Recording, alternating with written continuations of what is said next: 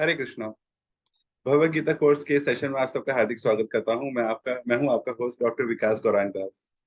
Last session हो नहीं पाया था क्योंकि हम लोग बाहर गए हुए थे, तो उससे पहले वाले सेशन में हमने चैप्टर 13 के बारे में पढ़ा था, प्रकृति, पुरुष और चेतना, जिसमें भगवान श्री कृष्ण जो है वो अपने प्रश्न कंटिन्यू कर रहे हैं।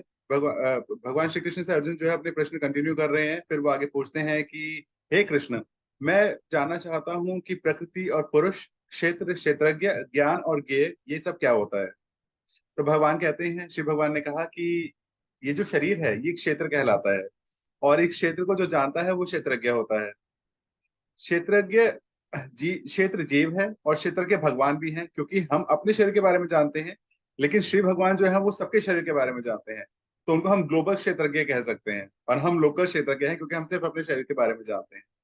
अब भगवान बताते हैं कि मैं तुम्हें बताऊंगा कंसाइज वे में कि कर्म क्षेत्र क्या होता है और ये किस प्रकार बनता है, और इसमें क्या क्या चेंजेस होते हैं, ये कहाँ से उत्पन्न होता है, और इसको जानने वाला कौन होता है, और इसके क्या क्या प्रभाव होते हैं। फिर भगवान बताते हैं कि ये जो कर्म क्षेत्र है ये कुछ एलिमेंट से मिलकर बना है, जिसमें पंचभूत आते हैं, जो कि earth, water, air, fire, ether. अहंकार, जैसे मैं और मेरा। बुद्धि, जैसे what to do what not to do. अव्यक्त अवस्था, जो अव्यक्त अवस्था होती है और मटेरियल नेचर की। 10 इंद्रियां और मन। 5 इंद्रिय विषय आते हैं इसमें। इच्छा, द्वेष, सुख, दुख, संघात, जीवन के लक्षण और धैर्य, इन सबको मिला के एक कर्म का क्षेत्र बनता है।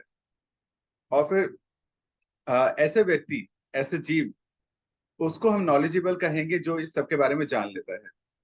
फिर भगवान आगे बताते हैं कि ज्ञान किसको कहते हैं। भगवान ने कुछ हमारे कैरेक्टरिस्टिक्स दिए हैं। विनम्रता, दंभहीनता, अहिंसा, असहिष्णुता, सरलता, प्रामाणिक गुरु के पास जाना, पवित्रता, स्थिरता, आत्मसंयम, इंद्र तृप्ति के विषयों का परित्याग करना, अहंकार का अभाव, जन्म, मृत्यु, वृद्धावस्था और रोगों के दोषों की अनुभूति, मतलब उसे एहसास होता है कि जन्म, मृत्यु और बुढ़ापा बीमारी आती ही है, उसको आप रोक नहीं सकते हैं। वैराग्य, संतान, स्त्री, घर तथा अन्य वस्तु से ममता से मुक्ति, बहुत ज्यादा अटैचमेंट नहीं होता उसको इन सारी चीजों से। अच्छे और बुरी इंसिडेंट से थोड़ा सा वो संभाव रहता है, वो इक्वल रहता है। ठीक है। और इसके बाद भगवान के प्रति बहुत ज्यादा भक्ति, एकांत में रहने की इच्छा, जो ग्रुप होता है, जनसमूह, उससे थोड़ा सा अलग रहने की कोशिश करता है, सेल्फ रियलाइजेशन की इंपॉर्टेंस को एक्सेप्ट करता है। ये जो सब बताते हैं भगवान, ये सब भगवान कहते हैं कि ये सब ज्ञान है, दिस इज द नॉलेज। और जो इसके अलावा जो भी है वो सब अज्ञान है, दैट इज नॉट नॉलेज। तो भगवान बता रहे हैं कि इसे सिर्फ मेरे जो भक्त हैं, जो डिवोटीज हैं, सिर्फ वो ही समझ सकते हैं, और जब वो इसे समझ जाते हैं तो वो मेरे स्वभाव को प्राप्त हो जाते हैं।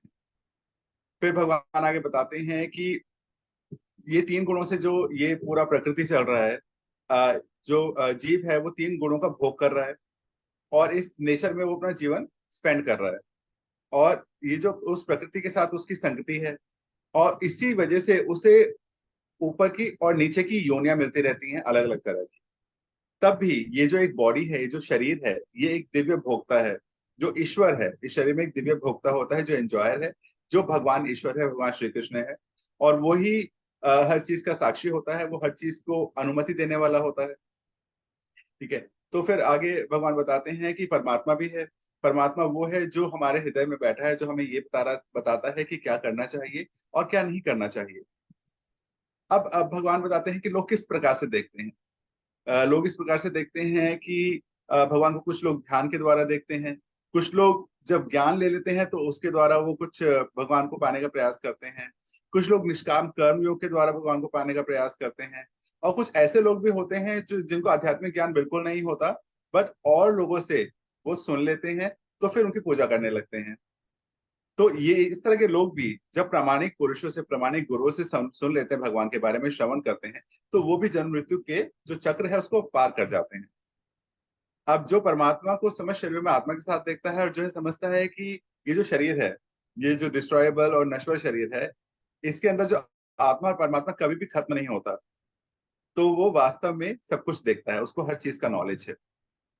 फिर भगवान आगे बताते हैं कि इस तरह की ब्रह्म दृष्टि में जो भी आत्मा शरीर के अंदर रहते हुए भी शरीर और आत्मा से लिप्त नहीं होते, आपस में अटैच नहीं होते, वो इसी तरह वो इस ज्ञान को, जो इसको अंतर है, जो डिफरेंस है, उसको समझ जाते हैं। और जो बंधन है उसकी मुक्ति की विधि को भी समझ जाते हैं। इसलिए वो परम लक्ष्य की तरफ चले जाते हैं। तो यहाँ पे हमारे चैप्टर 13 प्रकृति पुरुष और चेतना खत्म होता है। अब हम आते हैं चैप्टर 14 पे, प्रकृति के तीन गुण।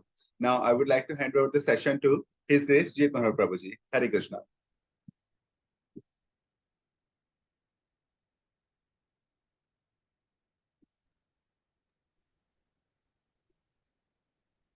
हरे Krishna. Thank you so much Vikas को कंक्लूड करने के लिए पिछला वाला सेशन। तो आज हम 14वां चैप्टर स्टार्ट करेंगे, प्रकृति के तीन गुण। तो सबसे पहले हम मंगलाचरण कर लेते हैं।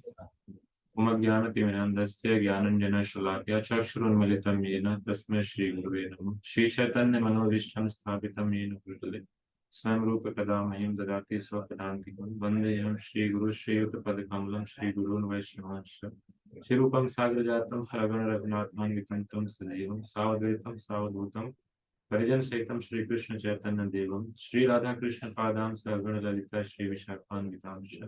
हे कृष्ण करुणा सिंधु दीन बंधु जगतपते गोपेश गोपिका कांत राधा कांत नमस्ते। तप्त कांचन गौरांगी श्री राधे वृंदावनेश्वरी वृषभानुसुते देवी प्रणमामि हरिप्रिय। वाञ्छाकल्पतरुभ्यश्च कृपा सिन्धुभ्यः च पतितानां पावनेभ्यः वैष्णवेभ्यो नमः। जय श्री कृष्ण चैतन्य प्रभु नित्यानंद श्री अद्वैत गदाधर शिवासादि गौर।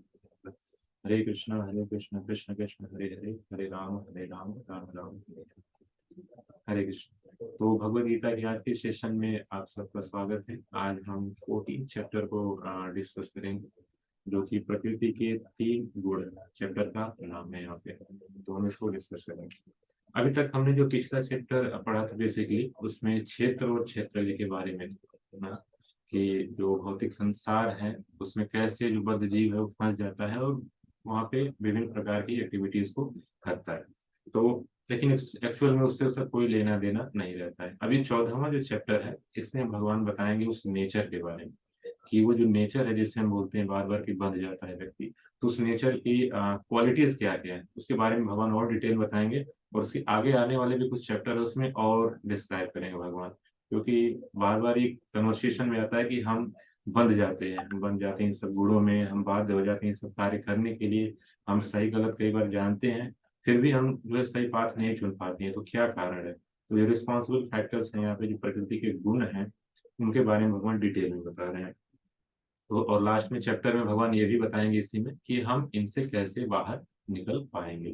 तो दोनों चीजें भगवान इसमें डिस्कस करेंगे चैप्टर 14 में। तो जो फर्स्ट वाला श्लोक आप देखेंगे, भगवान जो स्टार्ट करते हैं इसमें कहते हैं कि अब मैं तुमसे समस्त ज्ञानों में सर्वश्रेष्ठ इस परम ज्ञान को पुनः कहूंगा। रिपीट कर रहे हैं भगवान, क्योंकि पहले जो 7 to 12 में ऑलरेडी उन्होंने दे दिया है, तो भगवत ज्ञान है भक्ति के बारे में बता दिया भगवान ने। लेकिन भगवान कह रहे हैं फिर से रिपीट कर रहे हैं, क्योंकि अर्जुन ने कुछ क्वेश्चन पूछे हैं और उसको और भगवान अच्छे से बता रहे हैं। और कह रहे हैं जिसे जान लेने पर समस्त मुनियों ने परम सिद्धि प्राप्त कर ली, परम सिद्धि प्राप्त की है। तो यहाँ पे जो हमने भी जस्ट डिस्कस किया, भगवान बता रहे हैं कि जो भक्ति वाला पार्ट है, भक्ति जो है वो बेस्ट है, उसी के माध्यम से हम भगवान को जान सकते हैं। लेकिन बीच में हमने देखा कि गुण आ जाते हैं हमारे ना। भगवान यहाँ बताएंगे वो गुण है सतो रजो और तमो गुण है, जो ऑब्स्टेकल क्रिएट करते हैं, हमें आगे बढ़ने से रोकते हैं। हमारा तो भगवान की तरह ही आध्यात्मिक गुण है, मतलब सच्चिदानंद स्वरूप भगवान जैसे हैं उसी तरह हमारा भी है हमेशा सच्चिदानंद स्वरूप। लेकिन जब हम गुणों के संपर्क में आते हैं तो हम देखते हैं कि हम भी उसी तरह बन जाते हैं।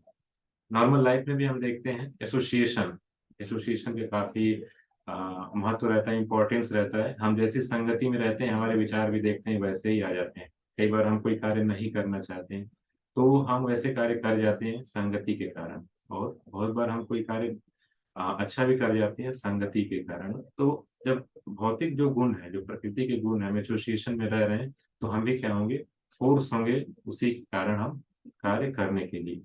बट एक क्वेश्चन ये भी आता है कि अलग अलग लोग अलग अलग कार्य क्यों कर रहे हैं ना, जब सब लोग उसी नेचर के संपर्क में आ रहे हैं तो एक जैसे कार्य क्यों नहीं कर रहे हैं। इसमें भी क्या है, वैरायटी है।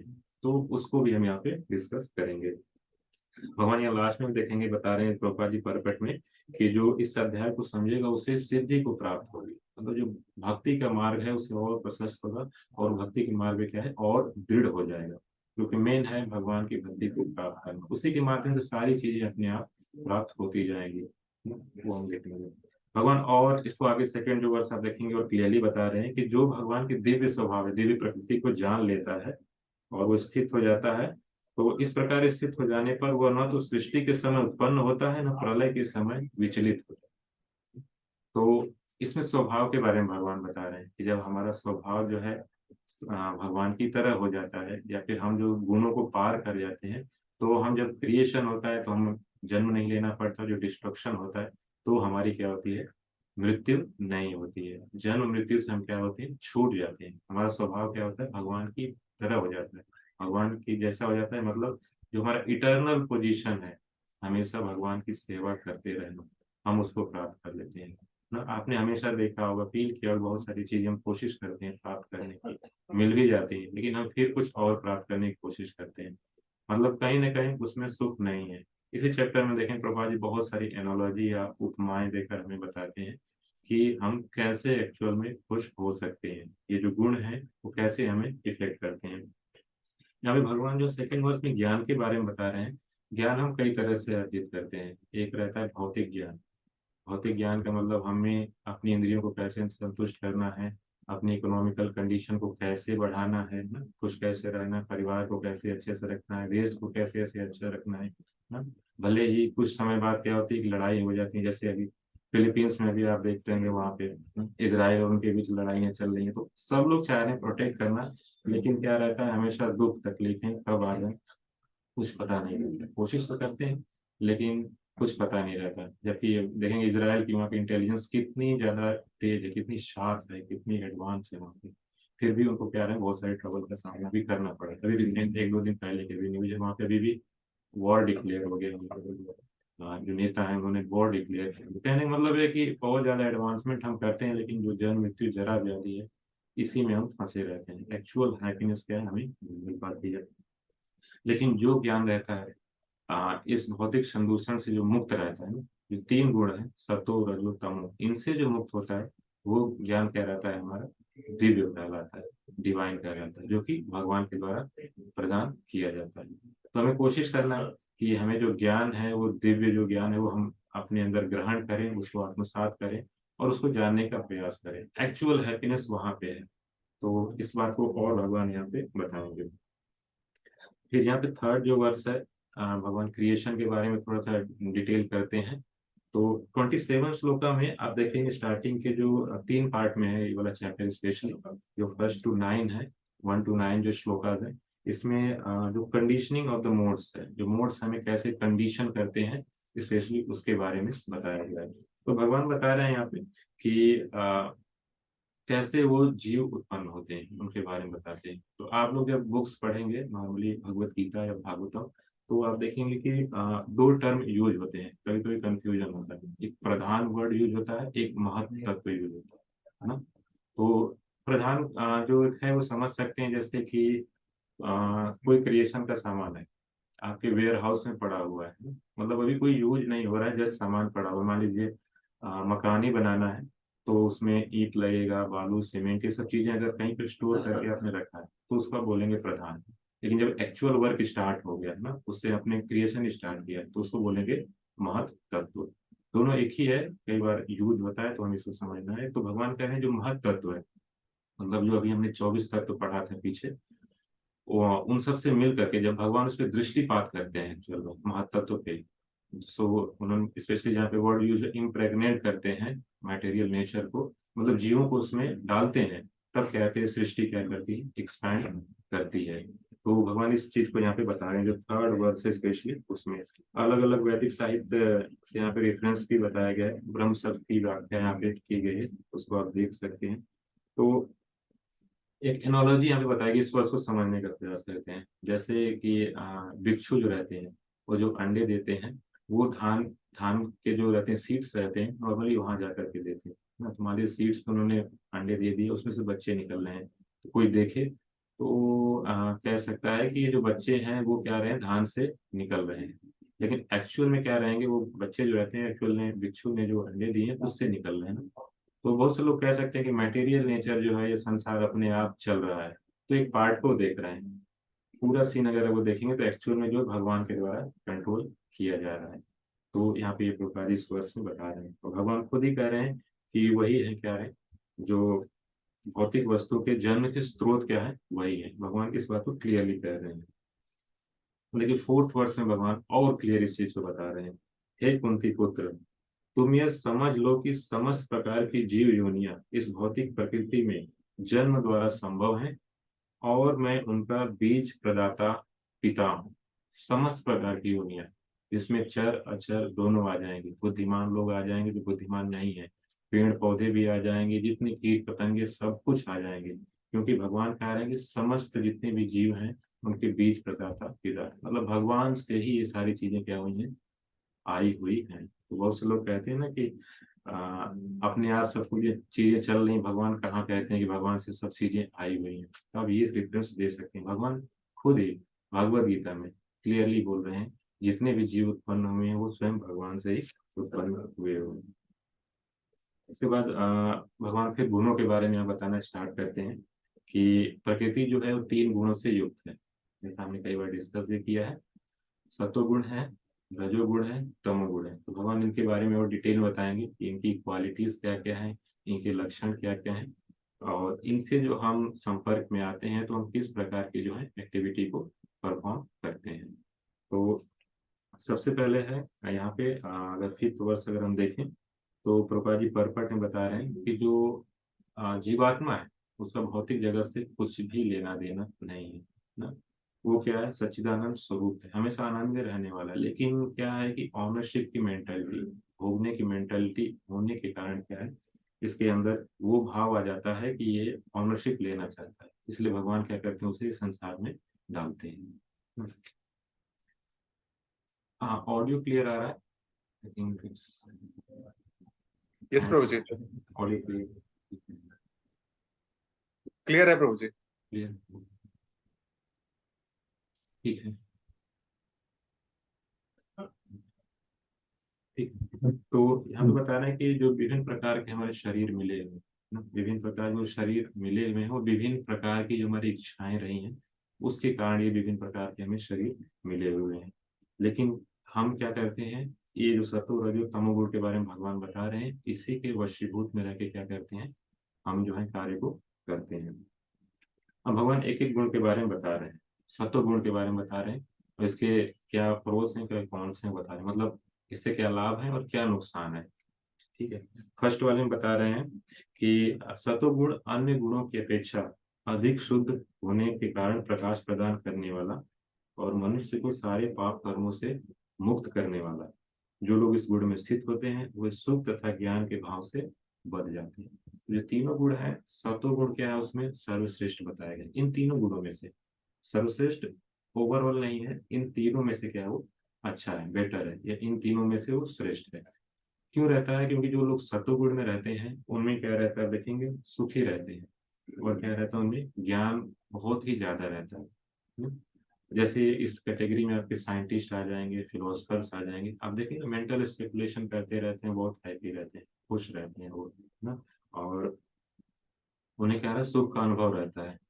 तो हम कहेंगे सत्वगुण में हैं, खुश भी हैं, है ना, और अच्छे से रह भी रहे हैं, तो इसमें दिक्कत क्या आती है सत्वगुण में रहने से, क्योंकि इसको भी बॉन्डेज का कारण बताया गया है। तो प्रभुपाद जी परपट में सेकंड पैराग्राफ में लिखते हैं, सारी कठिनाई यह है कि जब मनुष्य सत्वगुण में स्थित होता है तो उसे ऐसा अनुभव होता है कि ज्ञान में आगे है और अन्यों की अपेक्षा क्या है, श्रेष्ठ है। मतलब यहाँ पे है कि सुपीरियरिटी कॉम्प्लेक्स आ जाता है। जैसे कोई पर्सन सत्वगुण में है तो उसे लगे कि वही श्रेष्ठ है, बाकी लोग क्या हैं उससे नीचे हैं ना। तो ये इसमें दिक्कत रहती है। व्यक्ति प्रसन्न तो रहेगा, व्यक्ति प्रोग्रेस भी करेगा, लेकिन उसे क्या रहेगा, ये मन में भाव आ जाएगा कि वही सबसे श्रेष्ठ है। जैसे साइंटिस्ट इन जनरल, जो है सबकी बात नहीं होती, इन जनरल, क्योंकि बहुत से साइंटिस्ट भी आप देखेंगे कि डिवोटी भक्त हैं, वो भगवान को मानते हैं। मोस्ट ऑफ द साइंटिस्ट आप देखेंगे, गूगल आप करेंगे तो गूगल पे भी इंफॉर्मेशन है कि वो डिवोटीज हैं, भगवान को मानते हैं। लेकिन इन जनरल जैसे रहता है कि जो मेंटालिटी रहती है, अगर साइंटिस्ट की अगर देखें तो कहीं ना कहीं एडवांसमेंट की रहती है, कुछ ना कुछ नया क्रिएट करने की रहती है उसमें। और उसके पीछे क्या रहता है कि हमें दिखाना कि हम सबसे आगे हैं, हम क्या हैं, मंगल पे पहले जाएंगे, हम क्या शुक्र पे पहले जाएंगे, हम यहाँ जाएंगे, हम वहाँ जाएंगे, कुछ ना कुछ दिखाने की टेंडेंसी रहती है। नो डाउट उसको अगर ह्यूमन भगवान की सेवा में लगाएं तो बेस्ट है, लेकिन इन जनरल क्या रहता है कि मैं बेस्ट हूँ, ये दिखाने की प्रवृत्ति रहती है।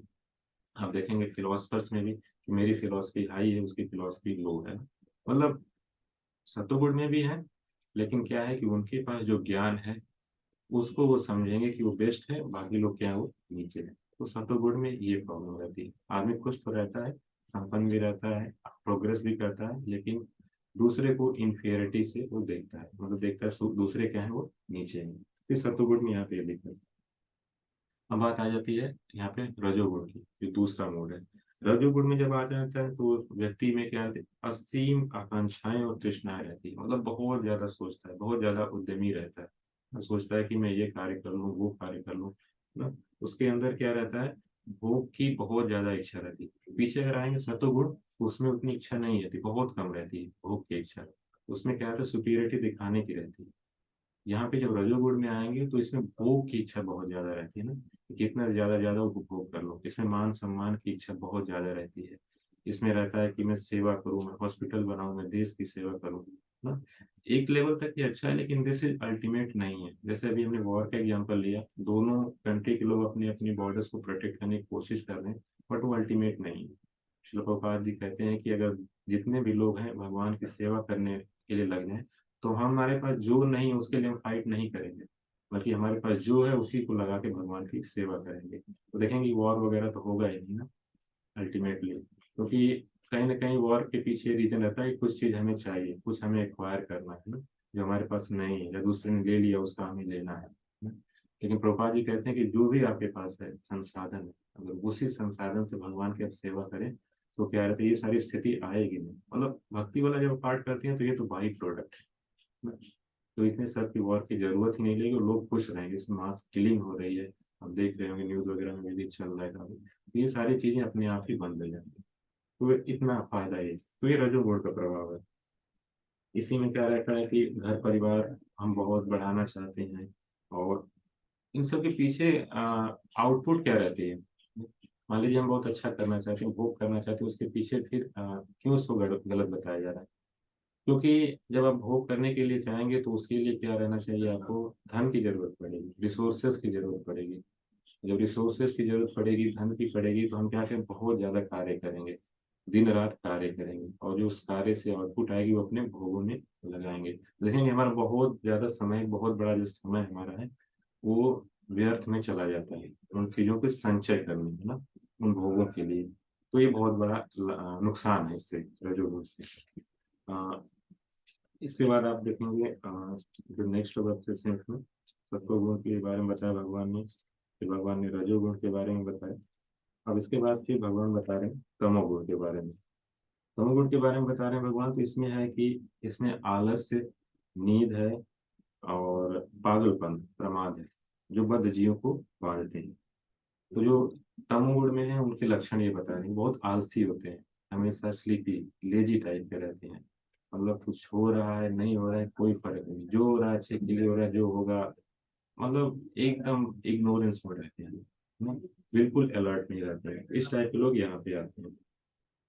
वैदिक साहित्य में तमोगुण की परिभाषा भी दी है यहाँ पे, अज्ञान के वशीभूत होने पर कोई मनुष्य किसी वस्तु को यथारूप में समझ नहीं पाता है, एक्चुअल वे में नहीं समझ पाता है। बहुत सिंपल सा एग्जांपल है, हम आसपास अपने देखते हैं कि लोग हमारे से जो पहले थे, इन जनरल जो ज्यादा एज वाले थे, वो उनकी डेथ हो चुकी है, कुछ टाइम बाद हमारी भी होगी, हमारे जो नीचे जनरेशन है उनकी भी होगी।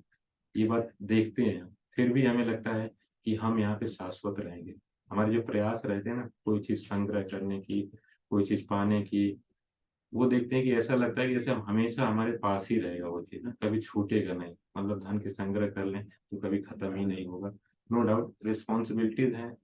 हम भागवतम में भी देखते हैं, नारद मुनि कहते हैं कि जो गृहस्थ हैं सबसे पहले उन्हें धन संचय के लिए प्रयास करना चाहिए। तो नो डाउट एक बेसिक रिक्वायरमेंट तो है, लेकिन जो यहाँ पे रजोगुण वाला है उससे भी बहुत ज्यादा लेवल तक आगे जाके हम प्रयास करते हैं कि धन ही संग्रह करें, तो जो एक्चुअल पर्पज है वो क्या रहता है, वो चला जाता है ना। अगले वाला जो चैप्टर्स है उसमें हम देखेंगे भगवान इसको एक जो परछाई है, पेड़ की परछाई जो तालाब में, उससे कंपेयर करते हैं। क्योंकि जैसे हमें भूख लगी है, तो हमारी जो भूख है वो एक्चुअल जो फ्रूट है उसको खाएंगे तो हम कह रहे हैं सेटिस्फाइड होंगे। तालाब की जो परछाई वाला जो फ्रूट खाएंगे तो हम उससे कह रहे हैं सेटिस्फाइड हो पाएंगे, नहीं हो पाएंगे।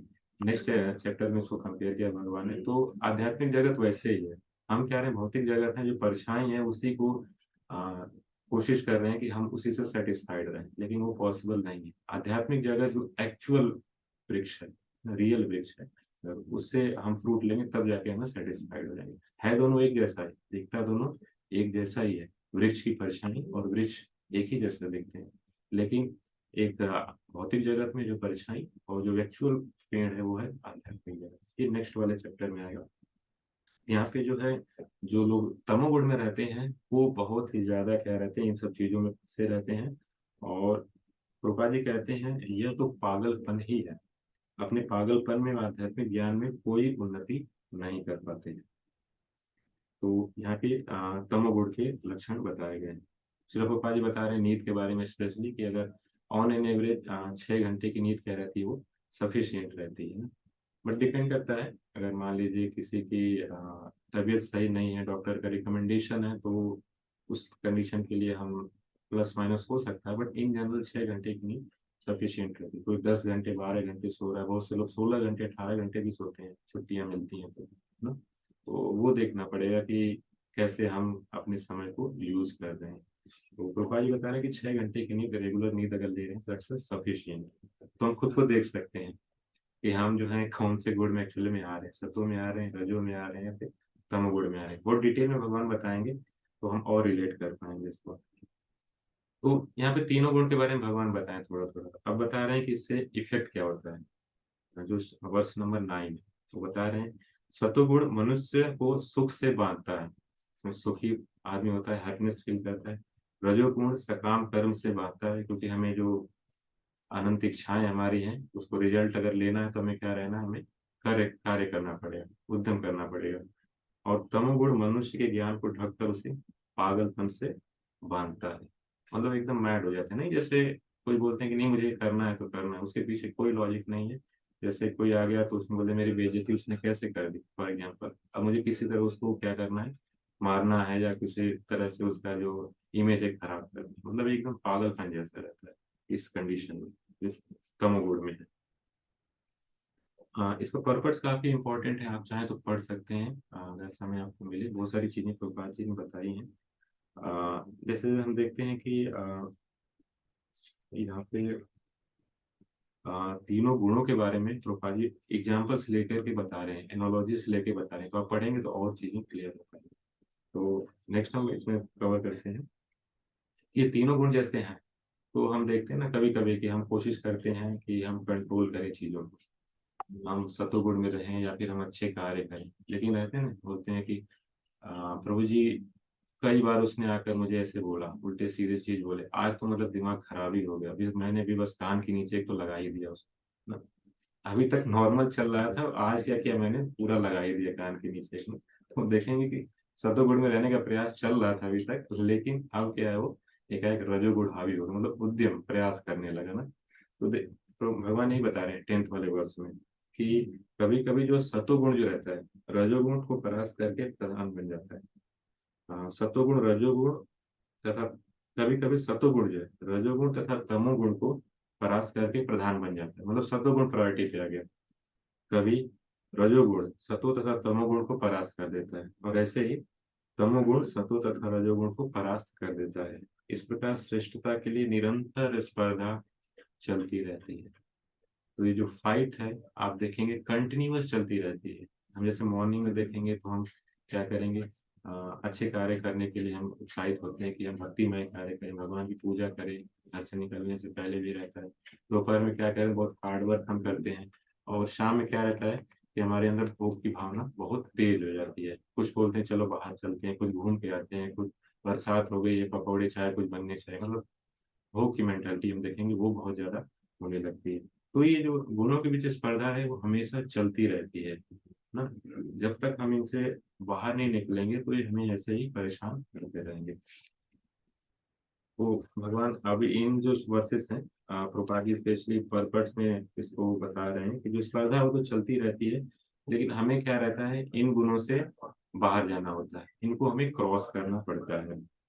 जब किसी एक गुण की प्रधानता रहती है तो हम उसके आचरण से समझ सकते हैं। मान लीजिए किसी में सत्वगुण बहुत ज्यादा है, तो आप देखेंगे उसमें स्टडीज वगैरह करने में, लोगों को कुछ नॉलेज देने में इसमें ज्यादा रुचि रहती है। किसी में रजोगुण बहुत ज्यादा है तो आप देखेंगे हमेशा उसके पास कुछ न कुछ प्रोजेक्ट रहता है, कुछ न कुछ कार्य रहता है।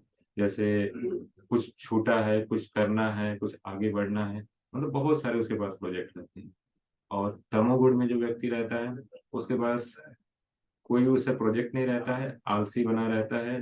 वो उसे लगता है कि जो चीज चल रहा है ठीक चल रहा है, जो मिल गया वो एकदम सही है, जो मिल जाएगा वो भी सही है। मतलब एक रहता है कि नॉलेज में, भगवान की नॉलेज में भगवान देने वाले सब कुछ है, जो दे उसी से सेटिस्फाइड रहना। और एक है इग्नोरेंस में, मतलब जैसे है ना कि आगे जैसे फूड रखा हुआ है तो वो आलसी की तरह पड़ा रहेगा, लगेगा कि कोई आके दे देगा तो खा लेंगे, नहीं देगा तो नहीं खाएंगे। जबकि भगवान ने इंटेलिजेंस दिया हुआ है, आपको भूख लगी, आके फूड रखा हुआ है, तो उठ के खा सकते हैं व्यक्ति, है ना। तो इग्नोरेंस में ऐसे हो रहता है व्यक्ति, तमोगुण में। वो भगवान आगे बता रहे हैं फिर से कि जब सतोगुण में की व्यक्ति होती, 11वें वर्ष में, सतोगुण के व्यक्ति को तभी अनुभव किया जा सकता है जब शरीर के सारे द्वार ज्ञान के प्रकाशित होते हैं। मतलब हमारे जो जितने भी ज्ञान एक्वायरिंग सेंसेस हैं वो प्रॉपर अगर प्रकाशित हैं, मतलब जो आंखें वो प्रॉपर देख रही हैं, कान हम प्रॉपर श्रवण कर रहे हैं, जीवा से भगवान का प्रसाद ले रहे हैं, मतलब हम जितने भी सेंसेस हैं सबको अगर भगवान की सेवा में अगर इंगेज रखते हैं स्पेशली, तब हम देखेंगे एक्चुअल हम नॉलेज को ले रहे हैं यहाँ पे। जब रजोगुण की प्रधानता होती है तो हम क्या रखते हैं, हमारे अंदर आसक्ति आती है, सकाम कर्म करना चाहते हैं, अनियंत्रित इच्छा एवं लालसा के लक्षण प्रकट होते हैं। तो ये रजोगुण है। इसका पर्पट काफी इंपॉर्टेंट है, 12th वाले वर्ष का। मैं इसको पढ़ देता हूँ, आपके पास बुक है तो आप इसको भी देख सकते हैं। काफी अच्छा रजोगुण के व्यक्ति के बारे में बताया गया है। रजोगुण व्यक्ति कभी भी पहले से प्राप्त पद से संतुष्ट नहीं होता है, मतलब अनसेटिस्फाइड रहता है। जो भी उसके पास पोस्ट है, अनसेटिस्फाइड है। वह अपना पद बढ़ाने के लिए लालायित रहता है, मतलब हमेशा नेक्स्ट जाना है, आगे जाना है, आगे करना है, लालायित रहता है। ये अच्छा भाव है कि हमें प्रोग्रेस करना चाहिए, लेकिन जो पहला वाला पोस्ट है पार्ट है, संतुष्ट नहीं रहता है, ये ज्यादा डेंजरस है ना। लेकिन ये रजोगुण में लक्षण होता है, संतुष्ट नहीं रहेगा और आगे बढ़ने का प्रयास करेगा। रूपा जी एग्जाम्पल लेके बताते हैं, यदि उसे मकान बनवाना है तो वह महल बनवाने के लिए भरसक प्रयास करता है, मान वह उस महल में सदा रहेगा। वह इंद्रिय तृप्ति के लिए अत्यधिक लालसा विकसित कर लेता है, उसमें इंद्रिय तृप्ति की कोई सीमा नहीं है। वह सदैव अपने परिवार के बीच तथा अपने घर में रहकर इंद्रिय तृप्ति करते रहना चाहता है। इसका इसका कोई अंत नहीं है। इन सारे लक्षणों को रजोगुण की विशेषता मानना चाहिए। मतलब उसके बाद जो भी चीज है वो सेटिस्फाइड नहीं रहेगा और लालायित रहेगा कि आगे और चीजें वो एक्वायर करे, इसी में क्या है, वो अपना समय को बर्बाद करता रहता है। अब तमोगुण के बारे में आ रहा है कि तमोगुण के क्या लक्षण रहते हैं। भगवान बता रहे हैं कि इससे अंधेरा, जड़ता, प्रमत्ता तथा मोह का प्राकट्य होता है। मतलब इसमें इग्नोरेंस आता है, मतलब वो व्यक्ति को क्या सही है क्या गलत है इसके बारे में क्या है, नॉलेज नहीं मिल पाती है। प्रभा जी कह रहे हैं कि वह अकारण ही अपनी सनक के अनुसार कार्य करना चाहता है, यद्यपि उसमें कार्य करने की क्षमता होती है किंतु वह परिश्रम नहीं करता है। जैसे हमने भी एग्जाम्पल दिया कि आगे फूड रखा हुआ है, वो जाकर के नहीं लेगा, इसलिए कोई आकर के दे दे तो खा लें, नहीं तो नहीं खाए। बहुत ही लेजी पर्सन रहता है। यद्यपि चेतना रहती है लेकिन जीवन निष्क्रिय रहता है, ये तमोगुण के लक्षण है ना, निष्क्रियता रहती है। अब भगवान जो बता रहे हैं कि अलग अलग जो गुण है उसमें जब मृत्यु होती है तो वो व्यक्ति कहाँ जाता है, ये तो लक्षण थे कि क्या क्या उसके अंदर दिखाई देते हैं। अब मान लीजिए किसी पार्टिकुलर गुण में व्यक्ति की मृत्यु हो जाती है, सत्व में है उसकी मृत्यु हो गई, या रजोगुण में उसकी मृत्यु हो गई, तमो में हो गई, तो व्यक्ति का क्या कहाँ पे जाएगा, भगवान उसके बारे में बता रहे हैं। पहले सतोगुण के बारे में बता रहे हैं। जब कोई सतोगुण में मरता है तो उसे महर्षियों के विशुद्ध उच्चतर लोगों की प्राप्ति होती है। मतलब उसकी कॉन्शियसनेस अगर सतोगुण में है तो क्या हायर प्लैनेट्स पे वो प्रमोट हो जाएगा ना। हायर प्लैनेट्स पे क्या रहते हैं कि फैसिलिटीज बहुत ज्यादा रहती हैं, उसको लाइफ इजी रहती है, वहाँ पे भोग ज्यादा रहते हैं, इंजॉयमेंट की ज्यादा प्रवृत्ति। लेकिन जैसे उसका क्रेडिट खत्म होता है, जो उसने इकट्ठा किया वो फिर वापस इसी पृथ्वी पे आ जाता है।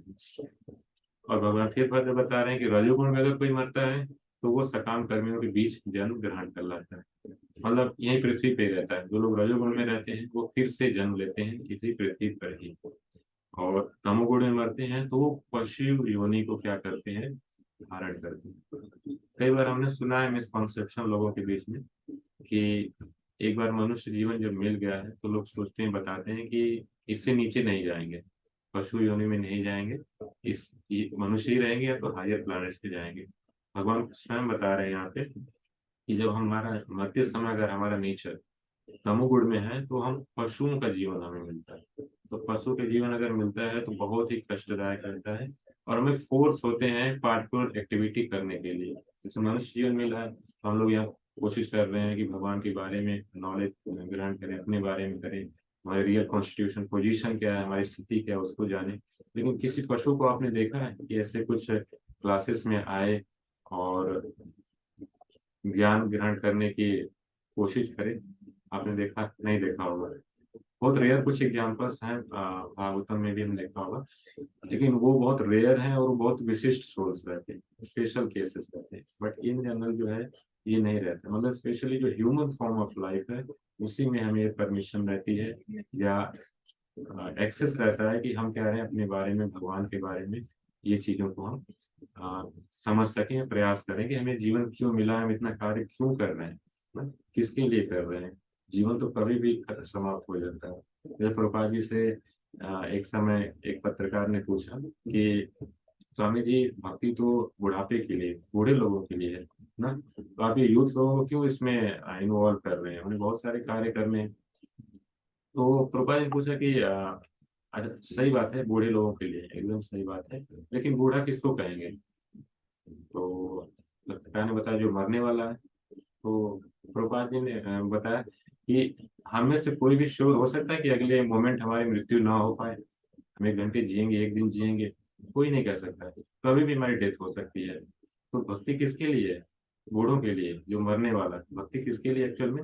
सबके लिए है। तो पत्रकार फिर एग्री हो गया वहां पे। तो वो कहने का मतलब है कि हम जब चीजें पढ़ते हैं, इन सब चीजों को अपने आचार्यों को पढ़ते हैं, तो एक्चुअल में हमें विजन मिलता है कि हमें कैसे ऑब्स्टेकल्स को टैकल करना है, सिनेरियो कैसे देखना है।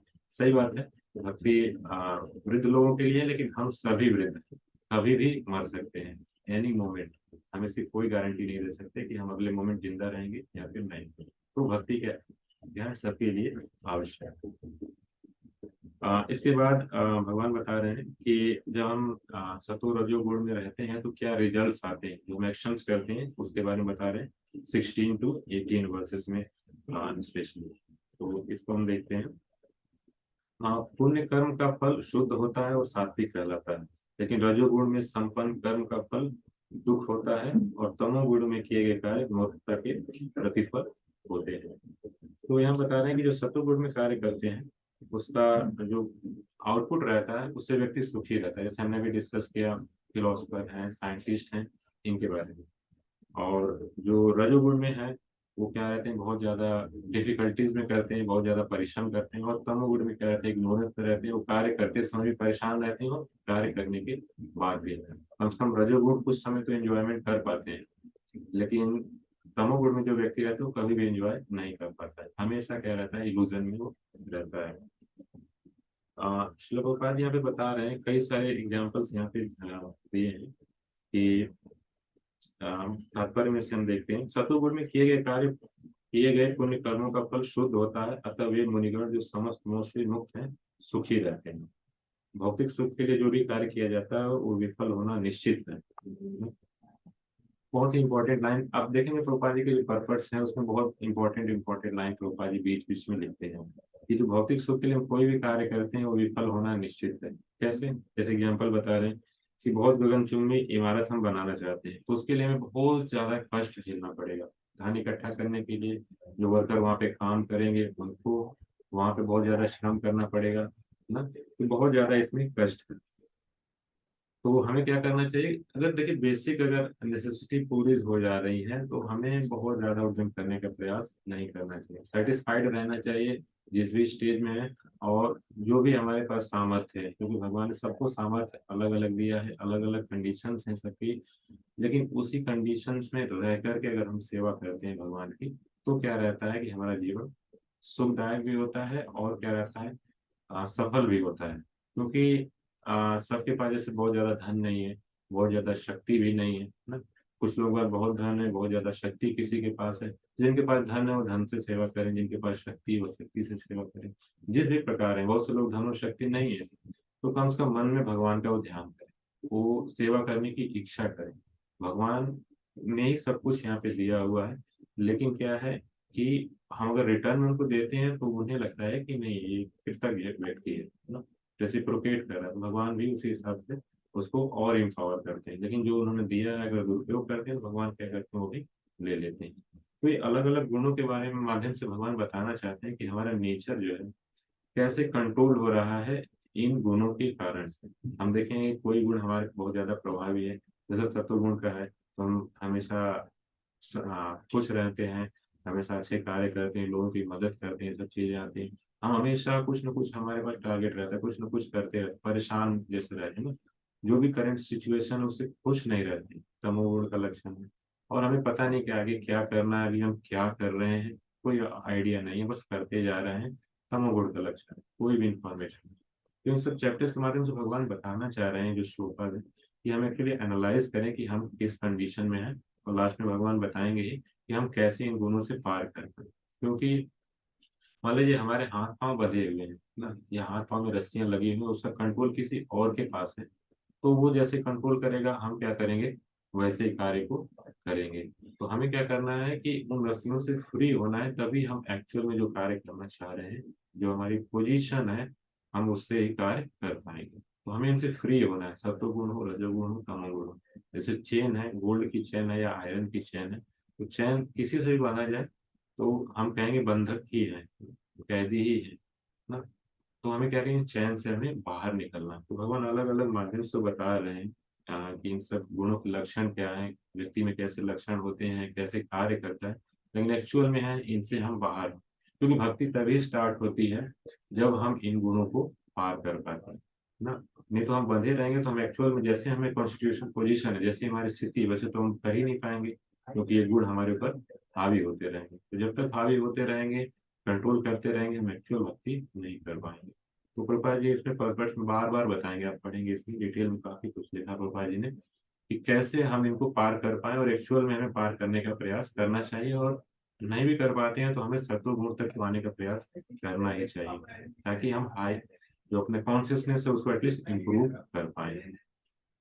और यह भी बता रहे हैं कि अ, तमोगुण के बारे में स्पेशली जैसे बताया गया कि तमोगुण में जो व्यक्ति रहते हैं, जो मृत्यु होती है उनकी, तो वो क्या रहते हैं, पशु योनि में जाते हैं।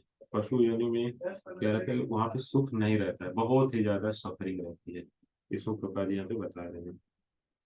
यहाँ पे देखेंगे 16th वर्ष में स्पेशली एक पैराग्राफ में फर्स्ट के मिडिल में बता रहे हैं, पशु जीवन सदैव दुखमय होता है, यद्यपि माया के वशीभूत होकर वे इसे समझ नहीं पाते। पशुओं का वध भी तमोगुण का कारण है। मतलब जो लोग वध करते हैं या वध करने के बाद जो प्रोडक्ट खाते हैं, ये मांस वगैरह खाते हैं, इसका सेवन करते हैं, तमोगुण के ही लक्षण है, तो आज यहाँ पे बता रहे हैं। जो विष्णु पुराण है 1.19.65 में भगवान से एक प्रेयर है, उससे बता रहे हैं कि नमो ब्राह्मणे देवाय गुरु ब्राह्मणे हिताय जगत हिताय कृष्णाय गोविंदाय नमो नमः। जो भगवान है, भगवान कृष्ण है, वो क्या है, गायों और ब्राह्मणों के हितैषी हैं। तो गायों को भी माता का दर्जा दिया गया है हमारे वैदिक शास्त्रों में ना। और ब्राह्मण को सोसाइटी के हायर क्लास होने के कारण, क्योंकि ये प्रोटेक्ट करते हैं, भगवान के इन दोनों के प्रोटेक्टर हैं, गायों के भी प्रोटेक्टर हैं और जो ब्राह्मण है उनके प्रोटेक्टर थे। तो हमने ऑलरेडी डिस्कस किया कि ब्राह्मण का मतलब एक बर्थ से नहीं, एक फैमिली से नहीं है, वो क्वालिटीज से है। आगे जो चैप्टर है भगवान ब्राह्मण की क्वालिटी भी बताएंगे, तो उस पर जो फुलफिल होता है तो वो ब्राह्मण होता है। तो भगवान के इन दोनों के प्रोटेक्टर हैं भगवान, जो विष्णु पुराण इसमें क्लियरली इस वर्ष में दिया गया है। तो प्रयास करना चाहिए कि जो ये मीट ईटिंग है इसको तो टोटली हम अवॉइड ही करें, अगर किसी कारण से कर भी रहे हो टोटली अवॉइड करें, क्योंकि तमोगुण है, सबसे लोवेस्ट क्वालिटी है ये इन गुणों की, भौतिक गुणों की। भगवान फिर फर्दर कुछ गुणों के बारे में बता रहे हैं यहाँ पे, सतोगुण के बारे में बता रहे हैं, और फिर अ, सतोगुण में जो व्यक्ति रहता है उससे ज्ञान उत्पन्न होता है, रजोगुण से लोभ उत्पन्न होता है, और तमोगुण में अज्ञान और प्रमाद और मोह उत्पन्न होते हैं। तो सतोगुण व्यक्ति हैं ऊंचे लोक को जाते हैं, रजोगुण व्यक्ति इसी पृथ्वी लोक में रह जाते हैं, और जो अत्यंत गर्हित तमोगुण में स्थित हैं वे नीचे के नरक लोकों में जाते हैं। तो भगवान भी बता रहे हैं 19th वर्स में स्पेशली कि बोनाफाइड स्पिरिचुअल मास्टर, इनकी इंपॉर्टेंस को बता रहे हैं कि हमें कैसे एक प्रामाणिक गुरु की शरण में जाना चाहिए और हमें प्रयास करना चाहिए चीजों को ग्रहण करने में। भगवान यहाँ पे खुद अर्जुन को बता रहे हैं अपने माध्यम से कि कैसे हम प्रामाणिक गुरु की शरण में जा सकते हैं और कैसे हम उनसे ज्ञान को अर्जित कर सकते हैं। तो प्रामाणिक गुरु के पास जब हम जाते हैं तो उनसे हमें एक्चुअल नॉलेज मिलता है, और जो उनके बोनाफाइड रिप्रेजेंटेटिव रहते हैं, जो आचार्य रहते हैं, जो उस परंपरा में आते हैं, जो उस ज्ञान को एक्चुअल में धारण करते हैं और उसका प्रचार करते हैं, तो हम ये देखेंगे कि वो जो रहता है ज्ञान जब देते हैं तो वो कंटामिनेशन से फ्री रहता है।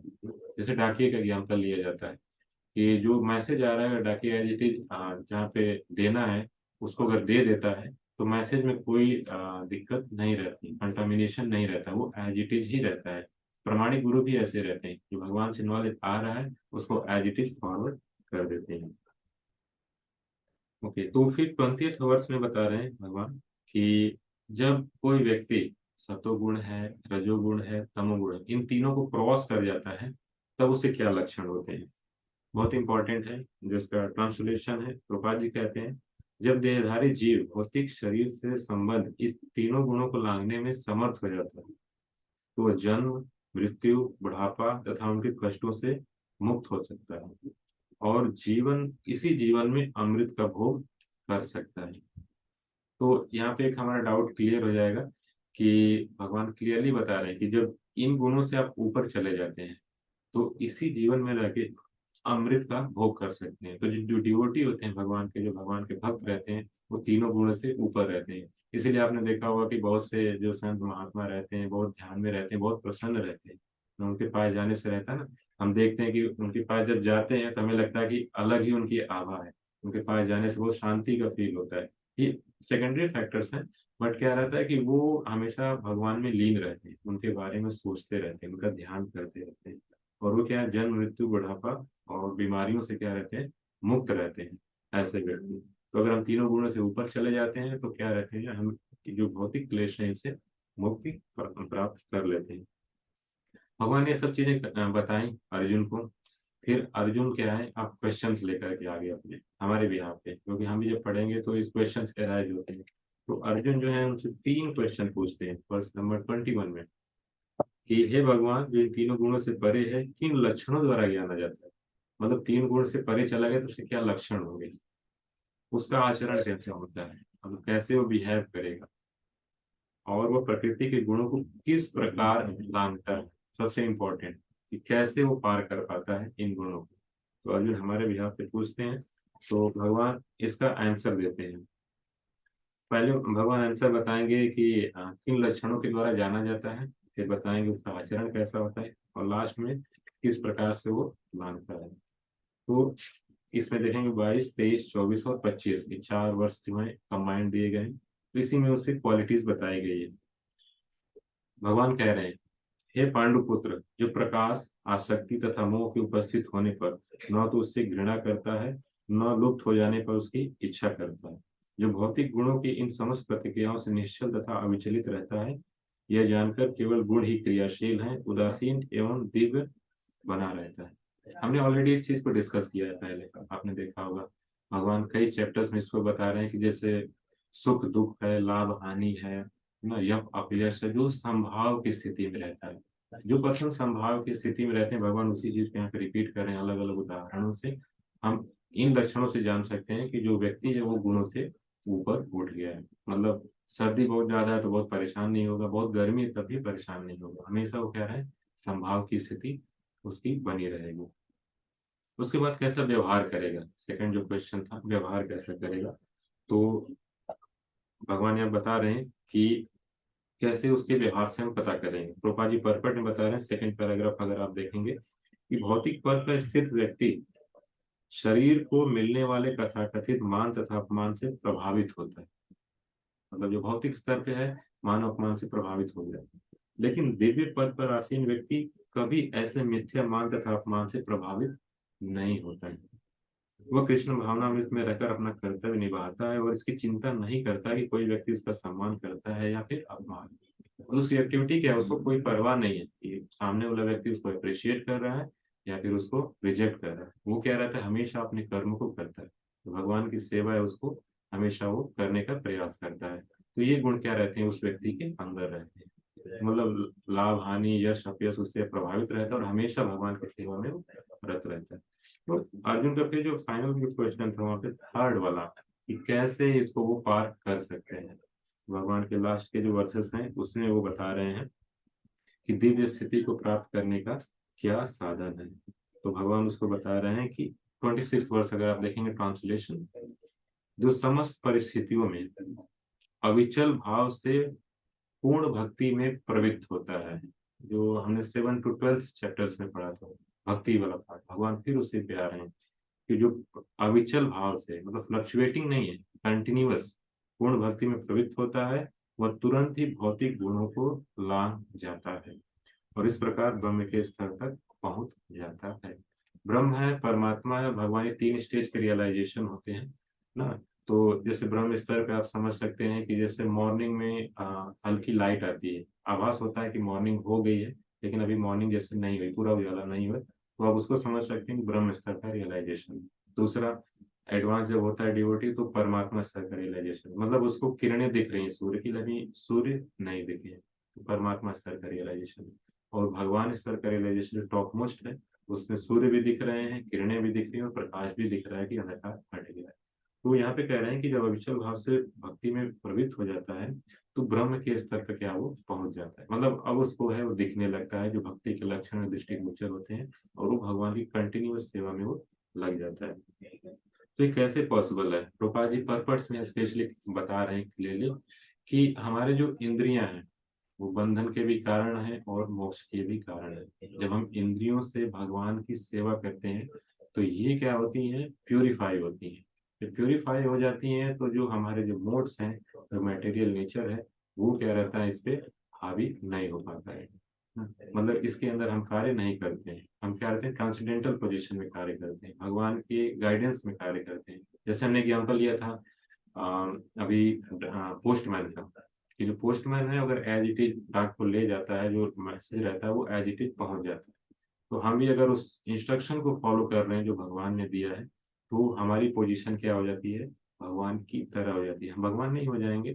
जैसे सोने की खान और सोने के कण का एग्जाम्पल लिया जाता है, क्वालिटी वाइज तो सोने की खान, क्वांटिटी वाइज मात्रा जो है बहुत ज्यादा है सोने की खान में, लेकिन एक कण है उसकी मात्रा कम है, लेकिन क्वालिटी अगर देखेंगे तो वही रहती है जो सोने की खान की है। तो हमारी पोजीशन वैसी हो जाती है, सच्चिदानंद स्वरूप, तो हम भी हमेशा प्रसन्न हो जाते हैं। तो ये पोजीशन कैसे मिलेगी हमें, जब हम बोनाफाइड स्पिरिचुअल मास्टर हैं, उनके गाइडेंस में रह करके हम जब प्रैक्टिस करते हैं तो हमारी इंद्रियां क्या होती हैं, धीरे धीरे शुद्ध हो जाती हैं। और जैसे हमने पिछले वर्सेस में पढ़ा कि इसी शरीर में रह करके ही जब हम मान अपमान लाभ या हानि इन सब से जब छूटने लगते हैं तो हम क्या रहते हैं, हमारी पोजीशन दिव्य होने लगती है। तो डिवोटी जो रहते हैं भगवान के, आपने देखा होगा, हमेशा प्रसन्नचित रहते हैं। तो इसी कारण से वो पॉसिबल है। इसीलिए बाहर से अगर हम देखते हैं, बहुत से लोग जो भक्त हैं वो भी देखेंगे जॉब करने जाते हैं ना, बहुत से फैमिली उनको फैमिली को सपोर्ट करते हैं। तो बाहरी हम देख करके कभी भी जज नहीं करना चाहिए कि अरे ये तो जॉब कर रहे हैं या ये कार्य कर रहे हैं ना, कभी भी नहीं जज करें, क्योंकि मेन है इंटरनल कॉन्शियसनेस। अगर इंस्ट्रक्शन को फॉलो कर रहे हैं, भगवान की सेवा करने का भाव है, जो इंद्रिय तृप्ति है उसका भाव नहीं है, तो धीरे धीरे उनकी इंद्रियां शुद्ध हो जाएंगी और जो तीनों गुण है उसको पार कर लेंगे और सत्व रजो तमो इन तीनों को पार पार करके शुद्ध सत्व में पहुंच जाएंगे, जो वासुदेव स्थिति कही जाती है। तो वहां पे जब पहुंचेंगे तब जाके हमारी क्या होती है, एक्चुअल भक्ति स्टार्ट होती है। तो ओवरऑल यहाँ पे चैप्टर्स का इसमें कंक्लूजन यहाँ पे है कि जो तीनों गुण हैं उसमें हम बाध्य रहते हैं, बंधे रहते हैं, और हम क्या रहते हैं उसी के हिसाब से कार्य करते रहते हैं। तो इन सब जो एग्जाम्पल्स दिए हैं इनसे हम समझ सकते हैं कि हम कौन से गुणों में आते हैं या हम पे कौन से गुण ज्यादा हावी हैं, और हमें प्रयास करना चाहिए इनसे बाहर निकलने का, क्योंकि जब हम जो कैद है उससे बाहर निकलेंगे तब हम एक्चुअल में जो कार्य करना चाह रहे हैं वो कर पाएंगे, नहीं तो वही मोड हमें क्या करेंगे, परेशान करते रहेंगे। और ये पॉसिबल है एसोसिएशन से, अगर आप भक्तों के संग रहते हैं, क्योंकि हमने स्टार्टिंग में उसे डिस्कस किया था, एसोसिएशन का बहुत इंपॉर्टेंस रहता है। कोई कार्य हम अच्छा भी कर जाते हैं, बुरा भी कर जाते हैं एसोसिएशन के कारण। तो भक्तों के संग में रहें और जो गुरु हैं उनके मार्गदर्शन में रहें प्रामाणिक, और इंद्रियों को शुद्ध करते रहें, भगवान से प्रार्थना करते रहें। धीरे धीरे मोड से हम बाहर चले जाएंगे और क्या रहेंगे, भगवान की भक्ति को प्राप्त करेंगे। तो ओवरऑल इसमें ये था चैप्टर नंबर 14 में, प्रकृति के गुण में। थैंक यू सो मच आप लोगों का क्लास में बने रहने के लिए। अगर इसके रिगार्डिंग कोई क्वेश्चन है आज की क्लास में तो आप पूछ सकते हैं, हम क्वेश्चंस को ले सकते हैं अभी। और कोई इंपॉर्टेंट वर्क है कि नहीं का तो आप लीव कर सकते हैं। आप वो वर्क के रिगार्डिंग क्लास यही थी, क्वेश्चन आंसर हो जाएंगे जी। हैंड रेज कर सकते हैं।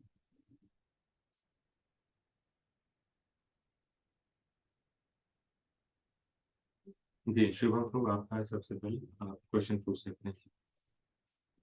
हरे कृष्ण प्रभु जी। हरे कृष्ण। प्रभु जी, जैसे श्लोक सेकंड में बताया गया है कि जब डिस्ट्रक्शन होता है और जब रिक्रिएशन होता है तो हम सब महाविष्णु जी में समा जाते हैं। जी मेरे को इसमें पूछना था कि जैसे कि कोई सिद्ध पुरुष है जिसने काफी अच्छे काम करे हैं और डिस्ट्रक्शन के टाइम वो महाविष्णु में विलीन हो गए, पर जब से दोबारा रिक्रिएशन होता है तो वो सब दोबारा वापस आते हैं पृथ्वी पे, जिन जिनके मतलब कार्य आ सकते थे, जो दोबारा से कार्य करने आते हैं। तो जो महाविष्णु में विलीन हो गए, क्या वो महाविष्णु में विलीन हो जाते हैं जो ट्रांससेंडेंस को पा गए थे, या फिर वो गोलोक को मतलब सीधा जाते हैं? जी जी, मतलब आप ये जानना चाहते हैं कि जो सिद्ध पुरुष रहते हैं जब डिस्ट्रक्शन होता है तो उनकी गति कैसे रहती है।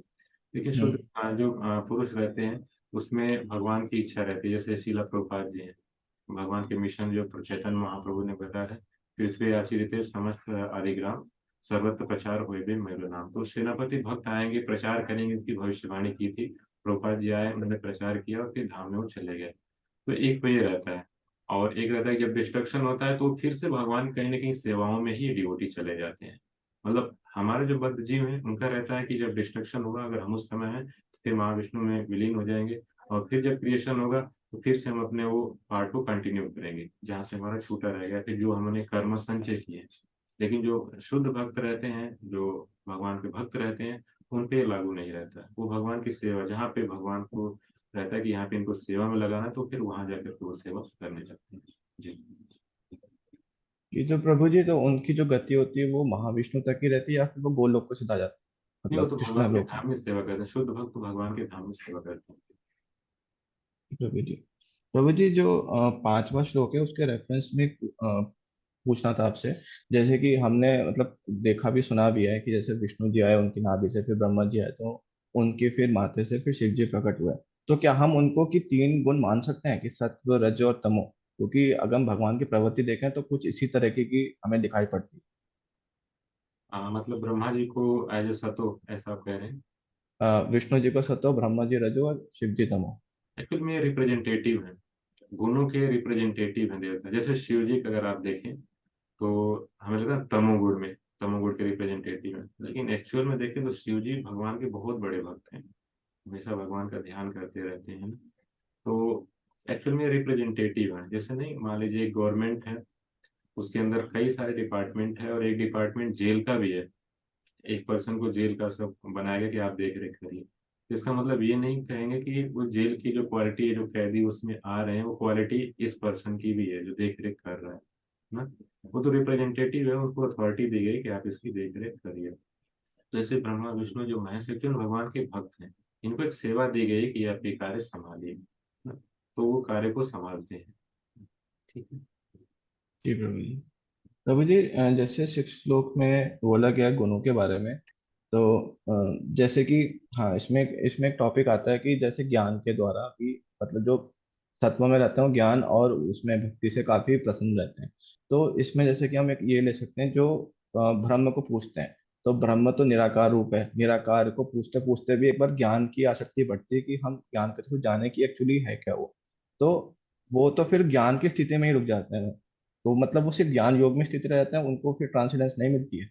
जी जी, मतलब जैसे बताया हमने, ब्रह्म है, परमात्मा अगला स्टेज, और फिर भगवान रियलाइजेशन। तो जो ब्रह्म के स्टेज में रह जाते हैं तो कुछ समय तक वो बने रहते हैं ना। जैसे नहीं, आप देखें कि फिलोसफर या साइंटिस्ट हैं, तो कोई कार्य कर लिया उन्होंने तो उस स्टेज में बने रहते हैं, लेकिन फिर कुछ समय बाद लगता है नहीं, कुछ और करना चाहिए, कुछ आगे बढ़ना चाहिए ना।